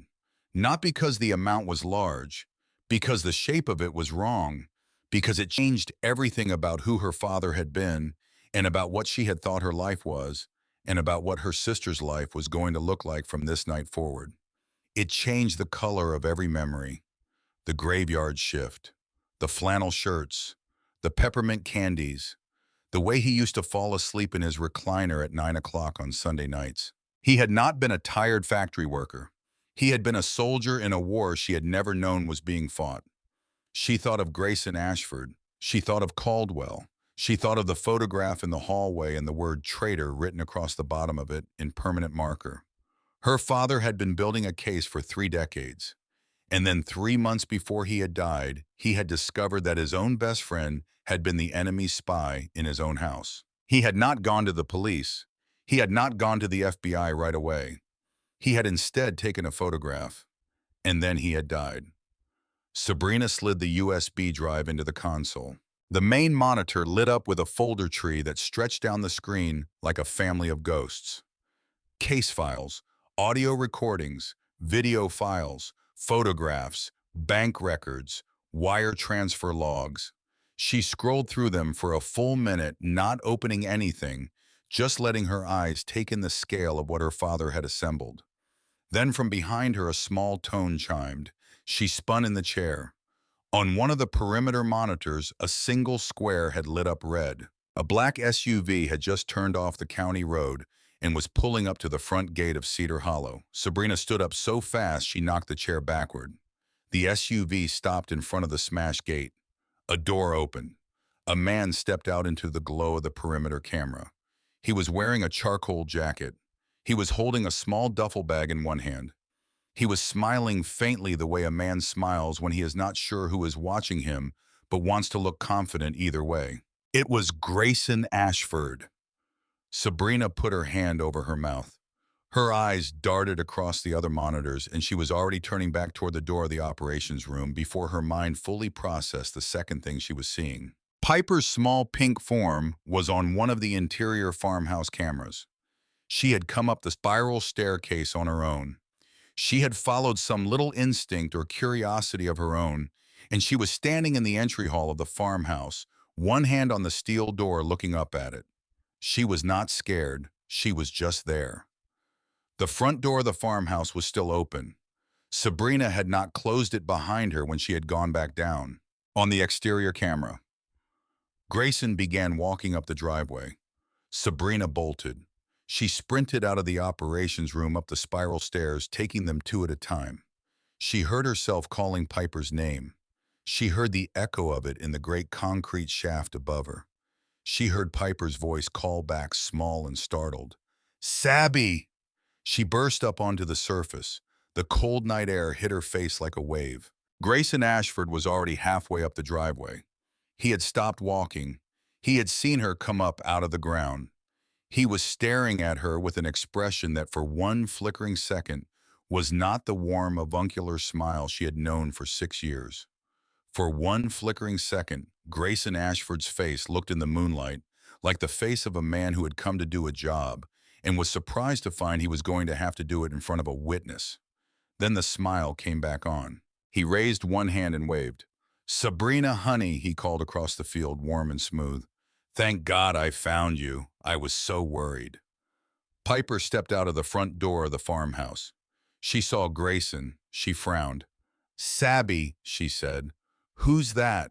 Sabrina reached her sister in 5 long strides. She scooped Piper up into her arms and held her tight against her chest. She spun so that her back was to Grayson, and her sister's small body was between her and the wall of the farmhouse. Grayson kept walking. He was close now, 50 feet, 40. He was still smiling. He was still holding the duffel bag. "Sabrina," he called. "Sweetheart, you gave me a hell of a scare running off without telling anyone where you were going. I was worried about you, about both of you. I called Mr. Caldwell, and he told me you'd come out here. Honey, this place isn't safe. There's asbestos everywhere. There's chemicals. You cannot have Piper out here in the middle of the night." Sabrina turned to face him. She kept her sister on her hip. She placed her free hand slowly, deliberately on the doorframe of the farmhouse behind her because she needed to be able to move fast if she had to. "Stop right there, Grayson," she said. He stopped. His smile flickered. Not much, just a hairline crack across the surface of it. Then it was smooth again. "Sabrina, come on." "Say it again," she said quietly. He tilted his head. "Say what?" "Say the part about Mr. Caldwell calling you, about you being worried. Say it again, slowly." Grayson opened his mouth. He closed it. He set the duffel bag down on the grass at his feet. He kept his hands very still. "Sabrina," he said, and the warmth in his voice had thinned by a single degree. It was the smallest change. It was everything. "Your father would want me to help you. You know that. He and I were—" "He knew," she said. Grayson stopped. The smile stayed on his mouth. It no longer reached his eyes. "What, my father," Sabrina said. "He knew about you. He photographed you 3 months before he died. He wrote a word across the frame in permanent marker. Do you want to guess what word it was?" Grayson did not answer. Behind her in the dark of the entry hall, Piper's small voice piped up in a whisper. "Sabby, what's wrong with the man?" Sabrina turned her head very slightly. She spoke to her sister without taking her eyes off Grayson. "Piper, honey, I need you to go all the way back down. Do you remember your room?" "Yes." "Go to your room, shut the door, wait for me. Do not open it for anyone except me. Do you understand?" "Yes." "Say it back to me, sweetheart. Go to my room, shut the door, only open for you." "Good girl." Piper wriggled down. Her small boots made soft sounds on the wood floor as she disappeared back down the hallway toward the staircase. Grayson watched her go, and for one small, unguarded second, Sabrina saw him track the little girl with his eyes as she moved away, the way a man tracks something he is calculating a price on. He did not know Sabrina saw it. She saw it. She took 2 steps forward out of the doorway so that when she pulled the steel door closed behind her, Grayson would be on the outside of it and her sister would be on the inside of it. She let the door swing gently shut. It sealed with a soft, mechanical thunk. She stood alone on the porch. Between her and Grayson Ashford was 30 feet of pale winter grass. Between her and answers was one final question. She folded her arms. "Why my father, Grayson?" she said quietly. "I want you to say it out loud. Right here, right now, in front of every camera he ever hung on this property. Why my father, Grayson Ashford, stood on the frozen grass of Cedar Hollow Farm. The wind moved through the pines behind him. His smile finally at last fully fell off his face. And what she saw underneath it was the face of a man she had never once actually seen in her 19 years of life. though he had been sitting at her father's kitchen table since she had been in high school. It was the face of a man who did not love her, who had never loved her, who had smiled at her and hugged her and asked about her college classes and offered to help her sell her father's belongings only because a very rich man in a tailored suit had told him to. Grayson Ashford's face in the light of the four blinking towers was a stranger's. "You should not have come out here, Sabrina," he said. His voice had changed. It was flatter now, older. It sounded like the voice of a man who had spent a lot of years pretending to be somebody softer than he actually was, and who was now at last tired of pretending. "Your father was warned. He got greedy. He should have taken the offer. And now Mr. Caldwell is coming up the road right behind me, and he is not going to be as patient as I have been." Behind him from the direction of the county road, twin headlights appeared through the trees. A second black SUV, then a third. Sabrina Whitfield stood on the porch of her father's fortress, with her hand behind her back on the door that sealed off the staircase down to her sister, and she watched the headlights come up the driveway, and she understood at last why her father had spent 30 years of his life quietly building a hole in the ground. He had built it for tonight. The three sets of headlights climbed the driveway in a slow, patient line. Sabrina counted them without moving her head. She kept her eyes on Grayson. She kept her right hand behind her back resting flat against the steel of the farmhouse door. She could feel her sister on the other side of it, even though there were 9 stories of concrete between them, and the little girl was already down in the room her father had built. She could feel Piper the way a person feels a wound, constantly. Not quite pain, just presence. The first SUV rolled to a stop at the edge of the gravel driveway. 2 men in dark tactical gear stepped out. They did not draw weapons. They did not need to. Sabrina could see the holsters on their hips, even from 30 feet away. They stood on either side of the vehicle with the practiced stillness of men who had done this before. The second SUV pulled up behind the first. 2 more men got out. They took positions on the perimeter of the field, one to the left, one to the right, so that the porch of the farmhouse was now covered from 3 angles. The third SUV pulled up last. It was longer than the other 2. Blacked out windows. The driver's door opened and a man in a chauffeur's cap stepped down. He walked around the vehicle and opened the rear passenger door. Richard Caldwell stepped out. He had changed clothes since the courthouse. He was now wearing a long charcoal overcoat over the same charcoal suit. He was pulling on a pair of soft black leather gloves as he walked. He did not hurry. He crossed the grass toward the farmhouse the way a man crosses the floor of his own living room. He stopped beside Grayson. He looked up at Sabrina on the porch. "Ms. Whitfield," he said, and his voice was smooth again, no strain, no anger. "I want to apologize for the theatrics. I truly do. This is not the way I like to conduct business. But you have forced my hand. You should have taken the check." Sabrina did not answer. Caldwell tilted his head, studying her. "Where is your sister?" The question was calm and pleasant, the way a man might ask if she had brought an umbrella. It was the calmness that gave it its weight. Sabrina felt the muscles across her back tighten in a way that had nothing to do with her mind. "She's not part of this," Sabrina said. "Of course she is not part of it. Nobody is going to touch her. Nobody is going to touch you. This is a business meeting, Sabrina. May I call you Sabrina?" "No." Caldwell's mouth twitched. It might have been a smile. It might not have been. "Ms. Whitfield," he said, "you are a bright young woman. I have been told you were on the dean's list at Northwestern before you had to leave school. So let me speak to you the way a bright young woman deserves to be spoken to. I know what you found in the Bible. I know what you drove down here to see. I know that Loretta Hensley gave you an envelope in her back office this afternoon. And I know that you now believe that whatever was in that envelope is going to make everything all right for you." He paused. He tilted his head the other way. "It is not." Sabrina kept her hand flat against the door. "Your father did what he did because he was a stubborn old man who could not accept that some fights are not winnable. He made his choice. It was a very expensive choice. And it left you sitting on top of a property you cannot manage a legal case. You cannot fight, and a piece of information that a great many powerful people would very much prefer you did not have. So I am here to offer you something better than the $30,000 I offered this afternoon.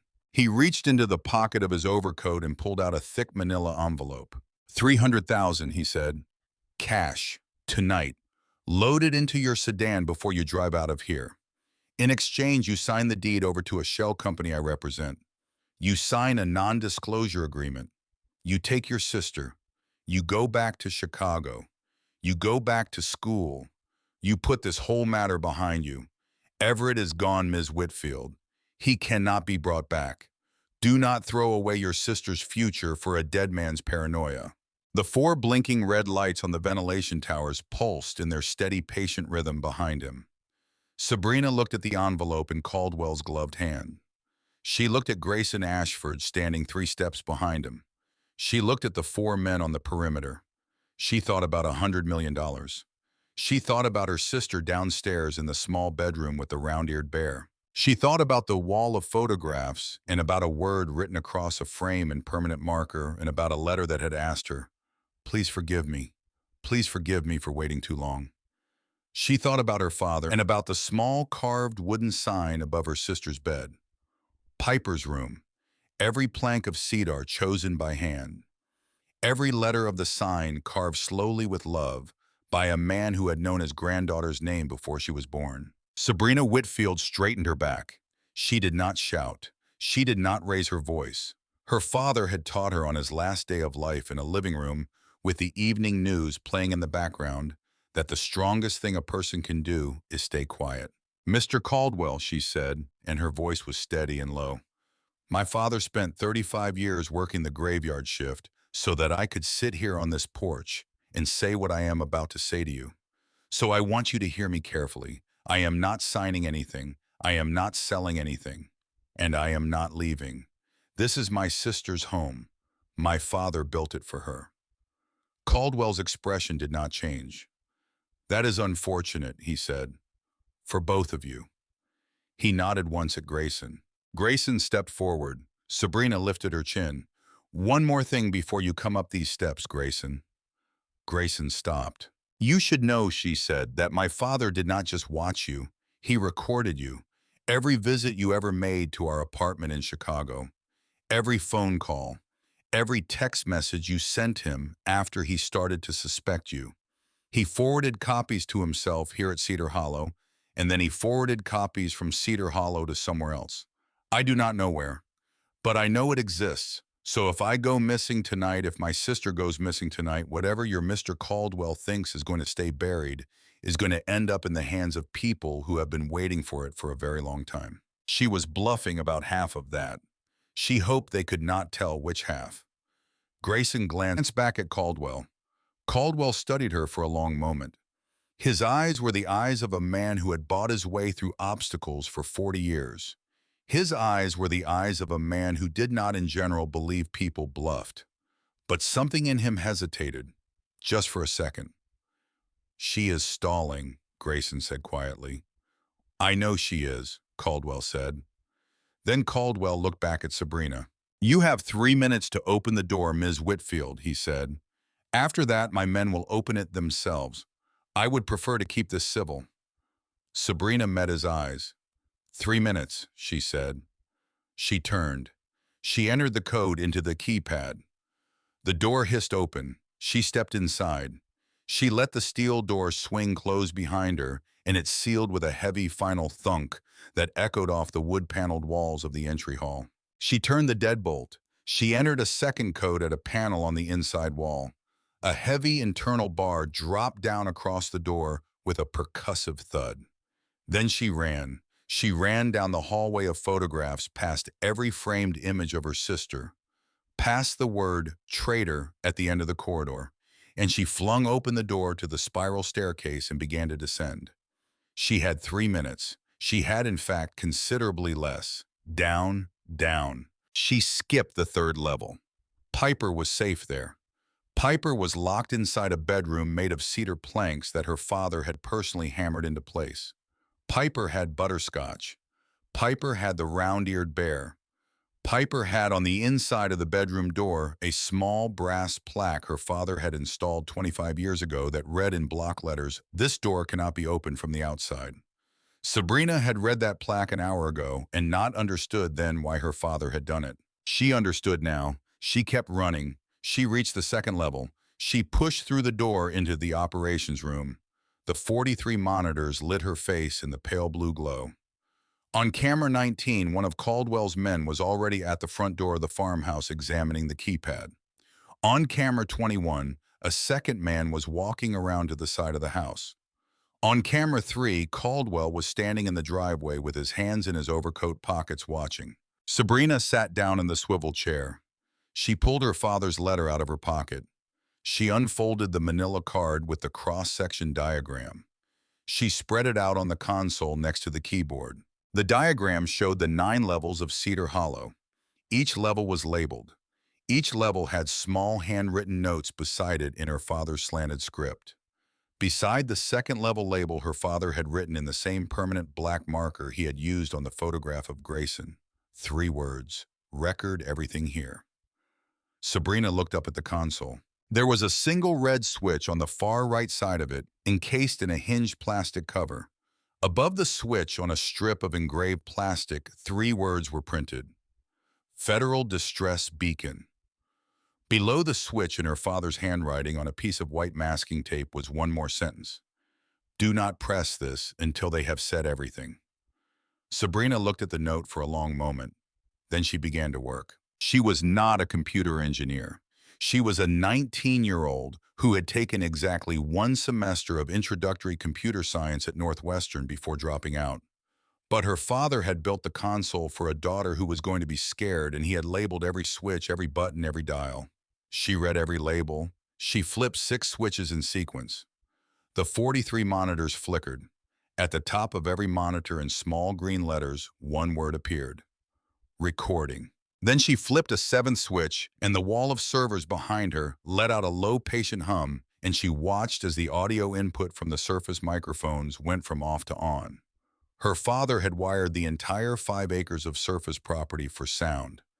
Every parabolic pickup he had bolted to the ventilation towers, every pinhole microphone he had drilled into the porch railing of the farmhouse, every buried contact mic in the driveway gravel. All of them. She flipped an 8th switch. An emergency yellow bar of text scrolled across the master monitor. Remote upload active. Live streaming to off-site server. Her father from the grave was streaming this night to somewhere else. Somewhere he had never had time to tell her about. Somewhere that had been waiting for 6 months. Somewhere that was now watching everything. Sabrina exhaled. Then she turned to the microphone that sat on the console. She toggled it. A soft green light came on. She pulled it toward her mouth. Her voice, when she spoke, went out through every Surface speaker mounted on the ventilation towers, through the porch, through the guardhouse, across every acre of the property. It came out amplified, calm, and terribly young. Mr. Caldwell. On the exterior cameras, Sabrina watched every man on her property look up sharply all at once. She saw Caldwell turn slowly in the driveway. She saw him lift his head. "Mr. Caldwell," she said again, "I would like to talk. I am going to open the front door. I am going to come out onto the porch alone. My sister is not with me. My sister is somewhere you cannot get to. If you touch me or if you touch her, everything my father recorded goes public tonight. But I do not want to do that yet. I want to hear you first. I want you to tell me what happened to my father. I want to hear it out of your mouth." She paused. She let the words hang. "If you tell me the truth," she said, "if you and Grayson tell me the truth, we can talk about the deed. We can talk about all of it. But I need to hear it. I need to know he was wrong to trust his best friend." She released the microphone. She sat back in the chair. Every camera on the property was pointed at Richard Caldwell's face. She watched him think. She watched him weigh the risk of a young, grieving, frightened girl bluffing against the reward of getting her signature on paper before dawn. She watched his mouth twist into a small, careful smile. She watched him nod once at Grayson. Grayson picked up the duffel bag off the grass. "Come out then, Sabrina," Caldwell called across the field. "Come out and let's talk." She got up out of the swivel chair. She walked back up the spiral staircase to the surface. She unlocked the front door of the farmhouse and stepped out onto the porch. The night air was very cold. Her breath fogged in front of her mouth.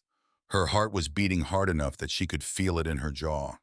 She left the door standing open behind her because she wanted the microphones inside the entry hall to pick up every syllable.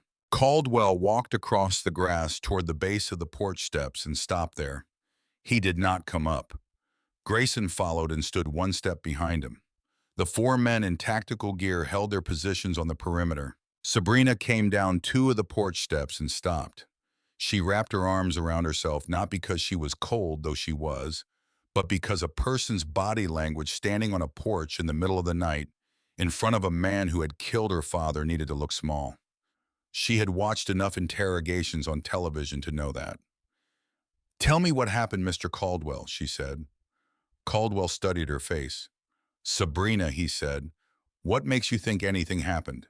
"My father was a 58-year-old man who walked 3 miles a day," she said. "He passed his physical in April. He never smoked. He never drank. He died 2 months later in a bedroom by himself. My aunt found him. There was no autopsy because there was no reason to order one. The medical examiner ruled it a natural death.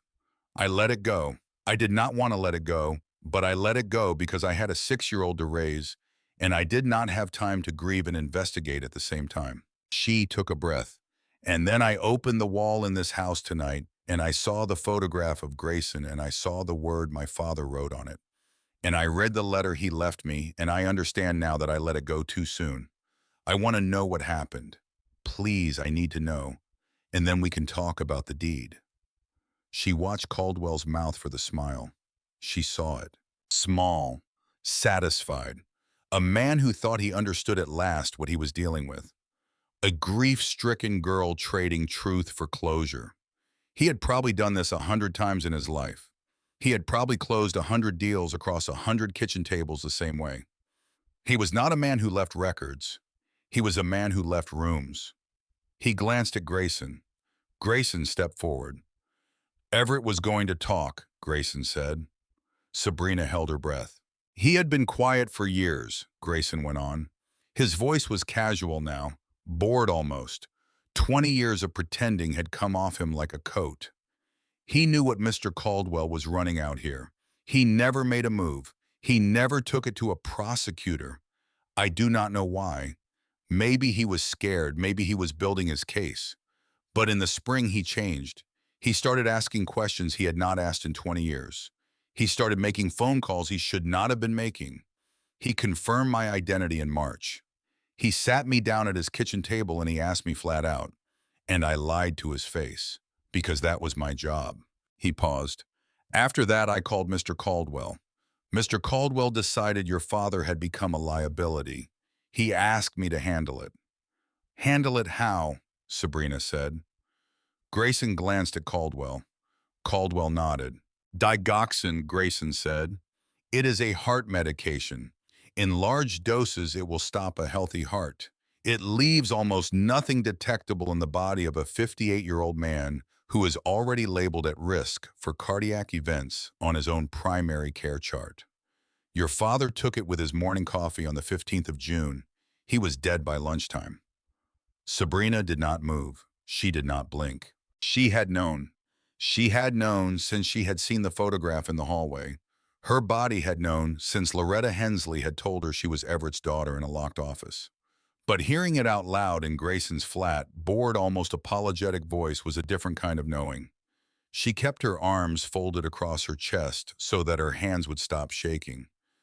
"How long have you known my family, Grayson?" Grayson thought about it. 10 years. 10 years. "I was placed when you were 9, Sabrina. I did an internship at your father's factory.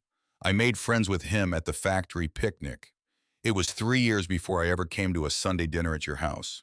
Mr. Caldwell does not do things quickly." "Because Mr. Caldwell was watching my father." "Yes." "Because Mr. Caldwell knew my father was watching him." Grayson smiled slightly. Neither one of them ever said a word about it. he said. For 20 years they knew about each other, and they never spoke. Your father just kept quietly building his case, and Mr. Caldwell kept quietly building his empire. And I was Mr. Caldwell's little bridge between them. That is what I was. That is all I was. Sabrina turned her eyes to Caldwell. Why now, she said. Why kill him in June and not a decade earlier? Caldwell tilted his head. Because the lithium market changed Ms. Whitfield, he said, and there was something almost proud in his voice, the way a man is proud of a business decision he made in his prime. For 20 years, the mineral rights beneath Cedar Hollow were worth nothing. Not enough to fight over, not enough to kill for. Then the price of lithium quadrupled, and then quadrupled again. And suddenly your father's little piece of nowhere was worth $100 million, and I could no longer afford to let him sit on it. So you had him killed for $100 million. I had him killed for the mineral rights. The rest of it was ideology. He was going to talk Ms. Whitfield. He had a folder in his desk in Chicago that would have ended the careers of 2 United States senators, a governor, 3 federal judges, and me. He had names, he had wire transfers, he had audio. Grayson confirmed it in April. You have people that high. I have people higher than that. Do you understand now, Ms. Whitfield? Do you understand what you are sitting on top of? Do you understand why I am here in person tonight, in a suit at 10 o'clock at night, in the middle of the Ozark Mountains offering a 19-year-old girl $300,000 in cash? Do you understand that I do not do this? I do not do this. I have never come out to a site in my life. I sent Grayson, I sent lawyers, I sent men in tactical gear. I have never come myself. I am here because there is no version of tomorrow morning where I let you drive off this property with what you now know. I am here because I need to see with my own eyes that you understand what your options are. He took one small step closer. Your father made a mistake, Miss Whitfield. He confused stubbornness for strength. Do not make the same mistake. Take the money. Take your sister. Go home. You are 19 years old. You have a whole life. Do not spend the rest of it lying in an unmarked grave next to a father who was not brave enough to say any of this out loud while he was still alive. Sabrina let the silence sit for a beat. Then she smiled at him. It was a small smile. It was her father's smile. She had inherited exactly one physical feature from Everett Whitfield, and it was the way her mouth turned up at the corners when she was about to do something unwise. Mr. Caldwell, she said, I want to thank you. Caldwell frowned. For what? For saying that out loud. His expression did not change for a full second, and then it did. His eyes flicked involuntarily to the eaves of the farmhouse porch, to the cameras, to the small blinking lights. His hand rose slightly out of the pocket of his coat. You were recording, he said. It was not a question. For the last 11 minutes, Sabrina said, since I flipped a switch on a console my father installed on level 2. Every syllable, Mr. Caldwell. Every word out of Grayson's mouth. Every word out of yours. And it is not just recording. It is streaming. Live. To a server my father set up somewhere I do not know about, which has been waiting to receive this exact file for 6 months. Caldwell's face went white. Not a slow drain of color. A single complete change of temperature. Grayson, he said without looking at Grayson. Kill her. Grayson's hand went to his hip. Sabrina spun on her heel, took the porch steps 3 at a time, threw herself through the open doorway of the farmhouse, and slammed the steel door shut behind her. The internal bar dropped down across it with a heavy metallic thud. Grayson hit the outside of the door 2 seconds later. She heard the impact through the reinforced steel. It was the sound of a man's full weight hitting a wall. She heard him shout. She heard Caldwell shout. Then she heard the muffled crack of a pistol firing into the door. Then a second shot. Then a third. The door did not move. Her father had built the door. She did not stop to listen. She was already running back down the hallway of photographs, back down the spiral staircase, taking the stairs 3 at a time, all the way down to the operations room. She threw herself into the swivel chair. She flipped the plastic hinged cover off the red switch. She put her hand over it and did not press it yet. She looked up at the monitors. On the exterior cameras, she watched the chaos. She watched Caldwell shouting at his men. She watched Grayson firing bullet after bullet uselessly into the reinforced door. She watched two of the tactical men running toward the concrete blockhouse in the middle of the field, trying to figure out how to get down into the silo. She watched Caldwell, all pretense of dignity, gone now, pulling out a phone and shouting into it, sending orders she could not hear. She waited. She waited until Grayson stopped shooting at the door. She waited until all four tactical men were gathered in the center of the field around the concrete disc, examining it, running their hands along its edge, trying to understand how it opened. She waited until Caldwell himself, in his beautiful charcoal overcoat, had walked out onto the disc, with them standing at its center under the four blinking red lights. She waited until every single one of them was inside the perimeter of the great circular door. Then she pressed the red switch. Above the switch, the plastic label lit up bright red. Federal Distress Beacon activated. And every other light in the operations room began to strobe. She heard the alarm start first as a low rumble beneath her feet, then rising until it was a great mechanical wail that pushed up through the concrete of the silo and out through the ventilation towers into the night sky above the field. It was loud enough that she could hear it faintly all the way down at level 2 through 9 stories of Earth. It was, she realized, meant to be heard from far away. On the surface cameras, she watched every man in Caldwell's crew freeze. Then she watched something else happen. The great concrete disc began to move. Not open, close. She had opened it earlier from the surface with the brass key. But her father had built the disc with a failsafe. The distress switch on the console did not just call the FBI, it also sealed the silo. Anyone above the disc was locked out of the shaft. Anyone below the disc was locked in. The concrete platform hissed as its hydraulics engaged.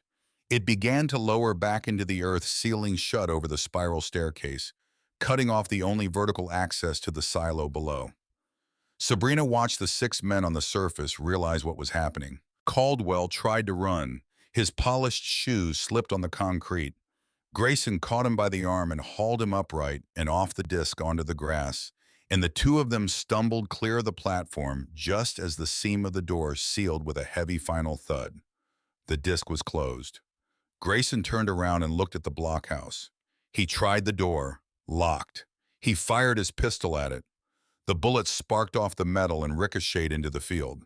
Above his head, the 4 ventilation towers, still blinking red, began to blink faster. At the same moment, a low mechanical hum rose along the entire perimeter of the property. Sabrina watched on camera as the outer fence, the rusted chain-link fence that had looked like it had not held a current in 50 years, came alive. The blinking red lights that had been mounted at intervals along its top rail were not decorative. They were live current warnings. The perimeter had been kept dormant for decades, but her father had left it hot on the master switch. The master switch was on the console under her hand. She left it on. Caldwell's men ran to the SUVs. The engines were still running. They tried to reverse down the gravel driveway. But her father had planned for this too. She watched as at the far end of the driveway near the front gate, twin steel bollards rose out of the ground where 2 innocent-looking manhole covers had sat. The lead SUV slammed into the bollards at low speed. The airbag deployed. The driver stumbled out swearing. The 4 tactical men, Grayson and Caldwell, were now trapped in a 5-acre field bounded on all sides by a live electric fence, with the only exit blocked by 2 steel bollards and the only way down sealed under 9 feet of concrete. Sabrina sat in the operations room and watched them. She watched Grayson pull off his charcoal jacket and throw it on the grass in fury. She watched Caldwell straighten his overcoat and try out of ancient habit to smooth his silver hair back into place. She watched Caldwell turn slowly in a full circle in the middle of the field, and she watched him understand for the first time in what she suspected was a very long time that he had walked into a trap that had been built for him personally, brick by brick, over the course of 30 years. She reached for the microphone on the console. "Mr. Caldwell," she said. She watched him lift his head. "You may want to sit down," she said. "It is going to be a long night." The FBI helicopter arrived 41 minutes later. She heard it before the cameras picked it up, a distant thudding on the horizon growing steadily louder until it was directly overhead, and then a beam of high-wattage searchlight, the size of a small house, dropped down and pinned the field in white. The pines around the property whipped in the rotor wash. The grass flattened. The rusted United States Air Force sign on the guardhouse rattled against its rusted nails. On the ground, Caldwell and Grayson and their four men shielded their eyes and stared up at the sky. Sabrina watched them from the operations room. Behind the first helicopter came a second. Then a convoy of black tactical vehicles came up the county road, killed the lights on the last stretch, and rolled through the smashed front gate. Federal agents poured out.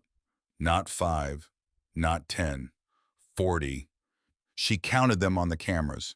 They fanned out across the property in a coordinated pattern that told her that they had studied a diagram of Cedar Hollow they should not have had, which meant her father had given it to them a long time ago.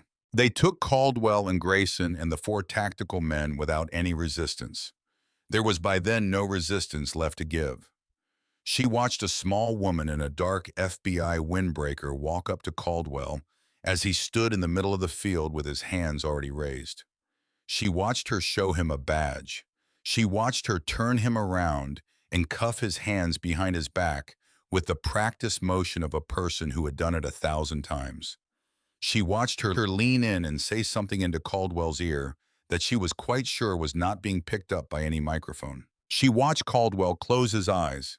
Then the same woman walked to the door of the farmhouse. She looked directly up at the camera above the porch, the way a person does when she knows exactly where every camera on a property is. She held up her badge to the lens.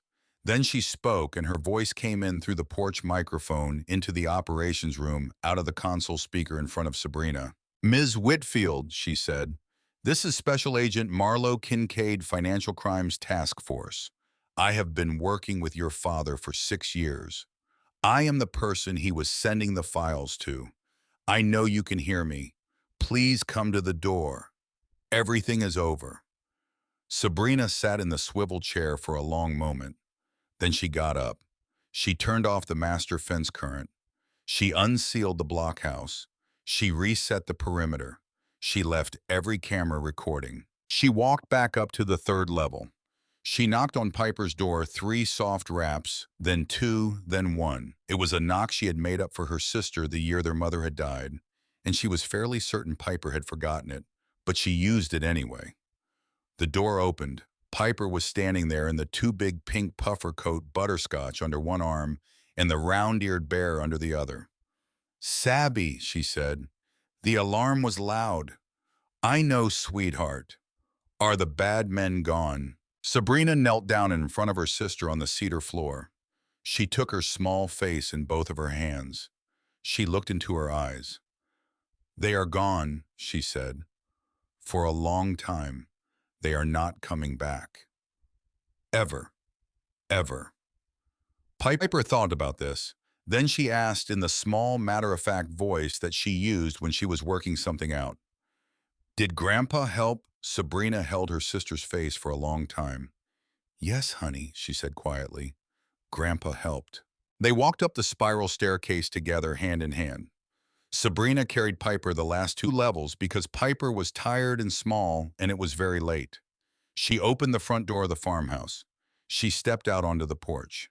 Special Agent Marlo Kincaid was waiting at the bottom of the steps. She was a slim woman in her 40s. She had short blonde hair and a face that had seen too many nights like this one and had learned how to keep an expression steady through them.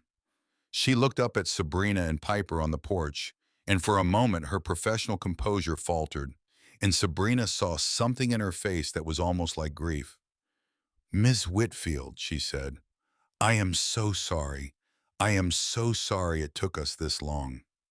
Sabrina came down the porch steps. "How long did you know?" she said. "About your father. 6 years. About Grayson. He gave me the name in April. About tonight." Marlo Kincaid paused. "Your father set up a dead man's switch," she said. 6 months ago, right before he passed, he gave me a code. He told me that if the code did not check in once a week from Chicago, it would trigger.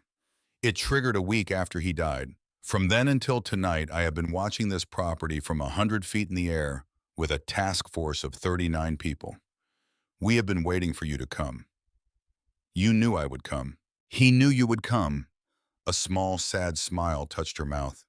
He said if my Sabby is anything like her mother, she will find the Bible eventually, and she will not be able to stop herself once she finds it. Sabrina thought about that. She thought about the Bible. She thought about the moment it had slipped from her hands and hit the hardwood floor of the empty apartment. She thought about how her father had chosen the one book he knew she would never sell. She looked down at her sister, who was falling asleep on her hip. Agent Kincaid, she said, I need to sit down. Yes, Ms. Whitfield, please let us take it from here. The rest of that first night became in Sabrina's memory a series of quiet mercies she had not known she needed. A blanket around her shoulders. A paper cup of coffee she did not drink. A woman agent kneeling down in the grass to introduce herself to Piper, the way a person introduces herself to a very important adult, calling the little girl ma'am, and asking her permission before touching her puffer coat.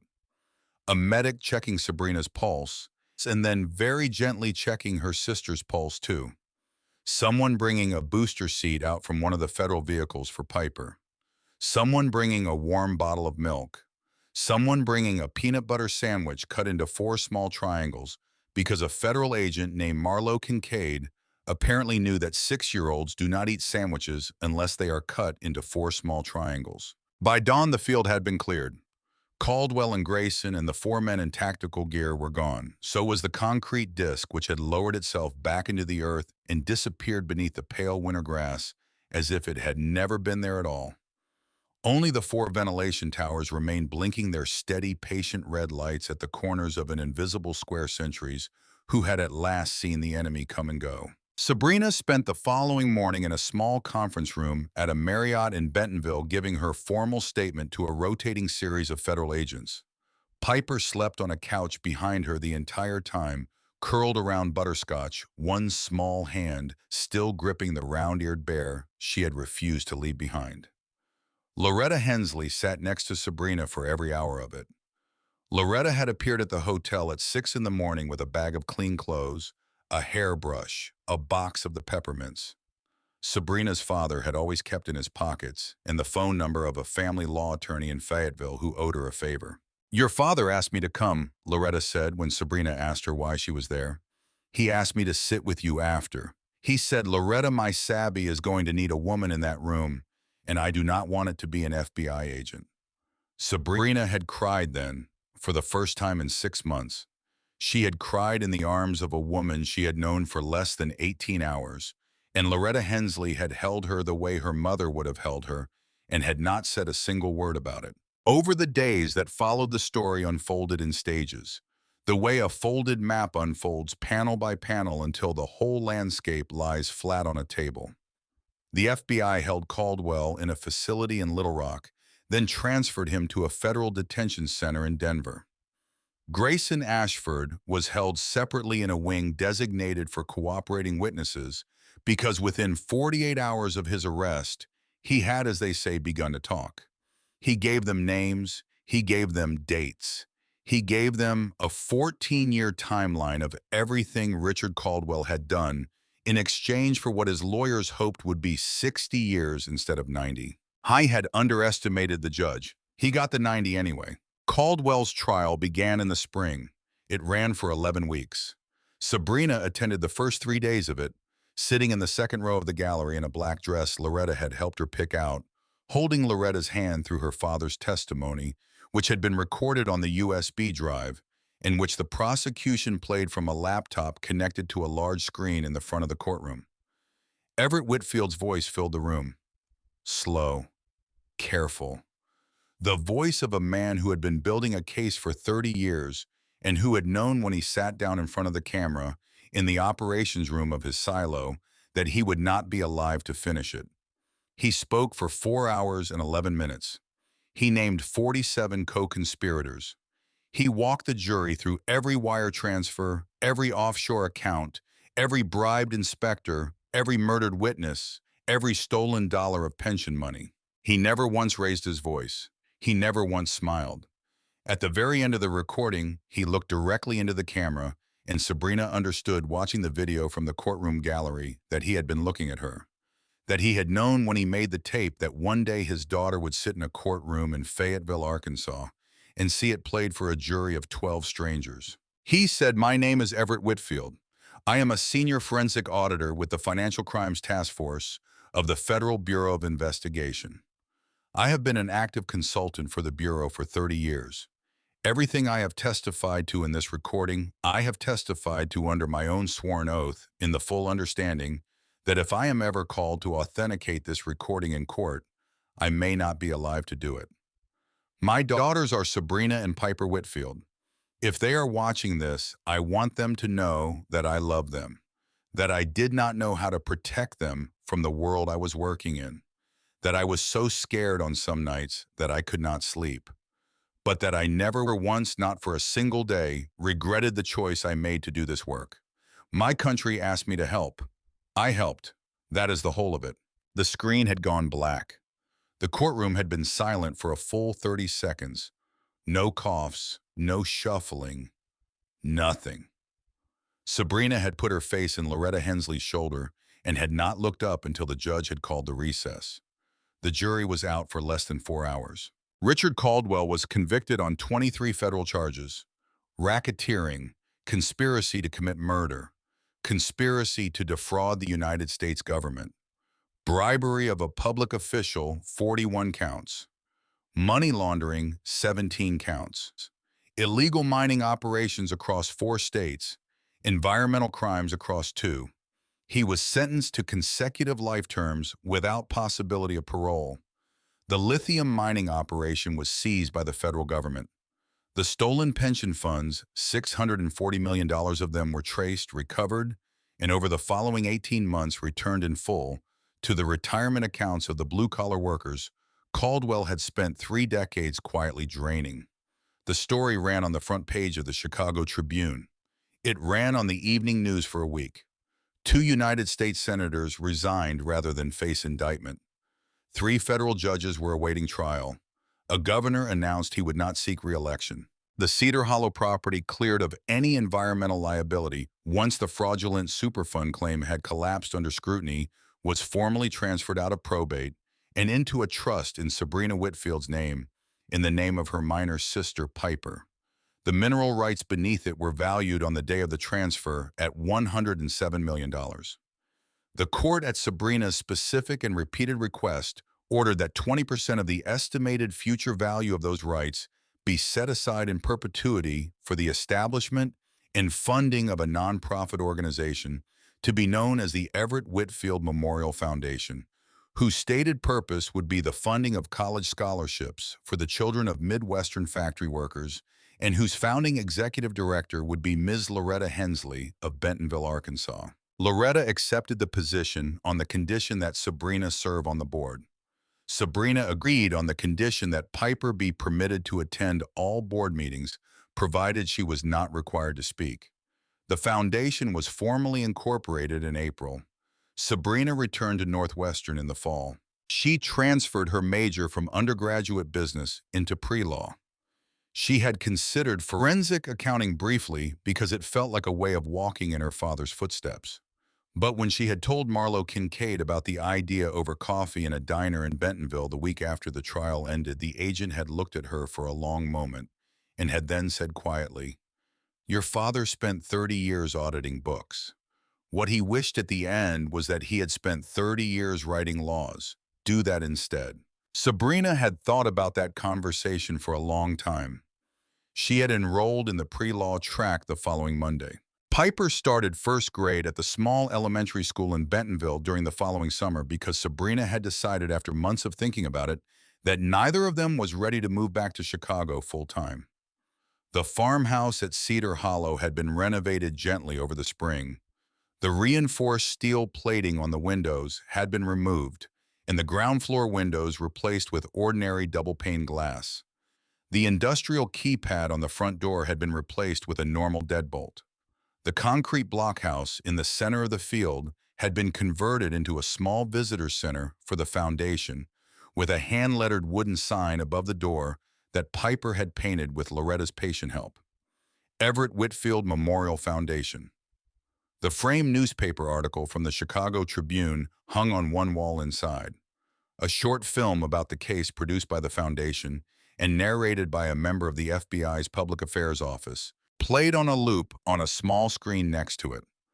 Occasionally on Saturdays, visitors from the surrounding counties came out to the property to see it. Sabrina had been surprised by how many of them there were. Old men in flannel shirts who had worked in factories in Ohio or Michigan for 40 years, who had lost their pensions in the fraud, who had gotten every dollar of that money back in the mail 6 months earlier, and who wanted to shake the hand of the girl who had put Caldwell away. Sabrina shook every hand. She let every old man tell her his story. She let them cry when they needed to. She never once talked about herself. The concrete disc had been left in place, though it was now permanently sealed shut. The 4 ventilation towers were still there, still blinking their steady red hearts at the corners of the field, and the county had granted them designated historical landmark status at Sabrina's request. The blueprints of Cedar Hollow's 9 underground levels had been quietly turned over to the Air Force by the FBI. The Air Force, after some consultation, had decided that they would neither seal the silo nor decommission it further. It would remain on paper a private residence with unusual basement architecture. In practice, Sabrina had visited the operations room only 3 times since the night of Caldwell's arrest. Twice to remove personal items her father had left behind, once to install a small frame photograph on the far wall of the room. The photograph showed her father, Everett Whitfield, sitting on the porch of the Chicago apartment with a baby Piper asleep on his chest. She had not gone back down since. The Bible, which had been sent to a specialist in Chicago for restoration, had come back in the spring.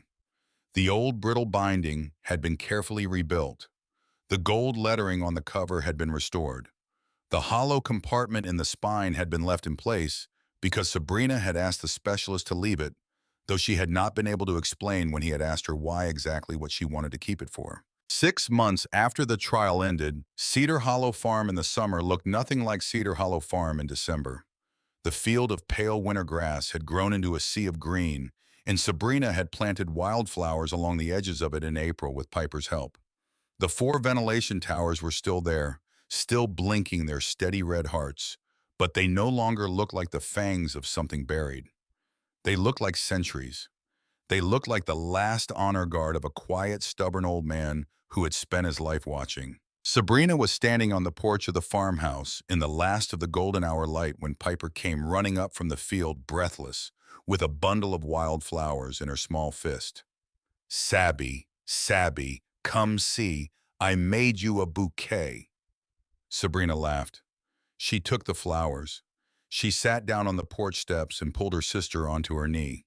Together they looked out at the field. The 4 blinking towers pulsed in the twilight. The pines swayed gently around the edges of the property. Somewhere down in the sealed depths of the silo, on a shelf in the operations room that no one visited anymore, a small brass key labeled Atlas sat in a locked box next to a family Bible, whose spine had been repaired by a specialist in Chicago at Sabrina's request. The Bible was on the porch beside them now. She had brought it up that morning. She had been meaning to read from it out loud.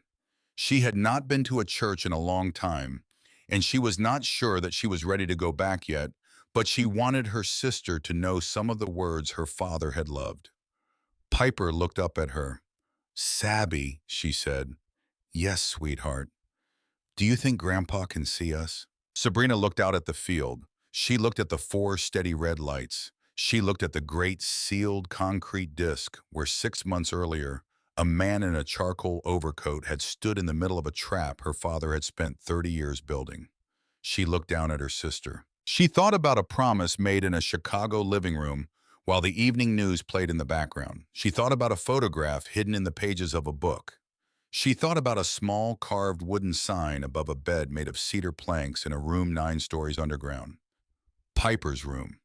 every plank of cedar chosen by hand, every letter of the sign carved slowly with love by a man who had known his granddaughter's name before she was born. Sabrina Whitfield kissed the top of her sister's head. She wrapped her arms around the small, warm body of the only family she had left in the world. She looked up at the sky above Cedar Hollow, where the first stars of the evening were coming out over the mountains of the Ozarks. "He can see us," she said softly. "He has always been able to see us, honey. That was the whole point." Piper leaned into her sister's chest and closed her eyes. The wind moved through the pines. The four red lights blinked steady and patient into the coming night.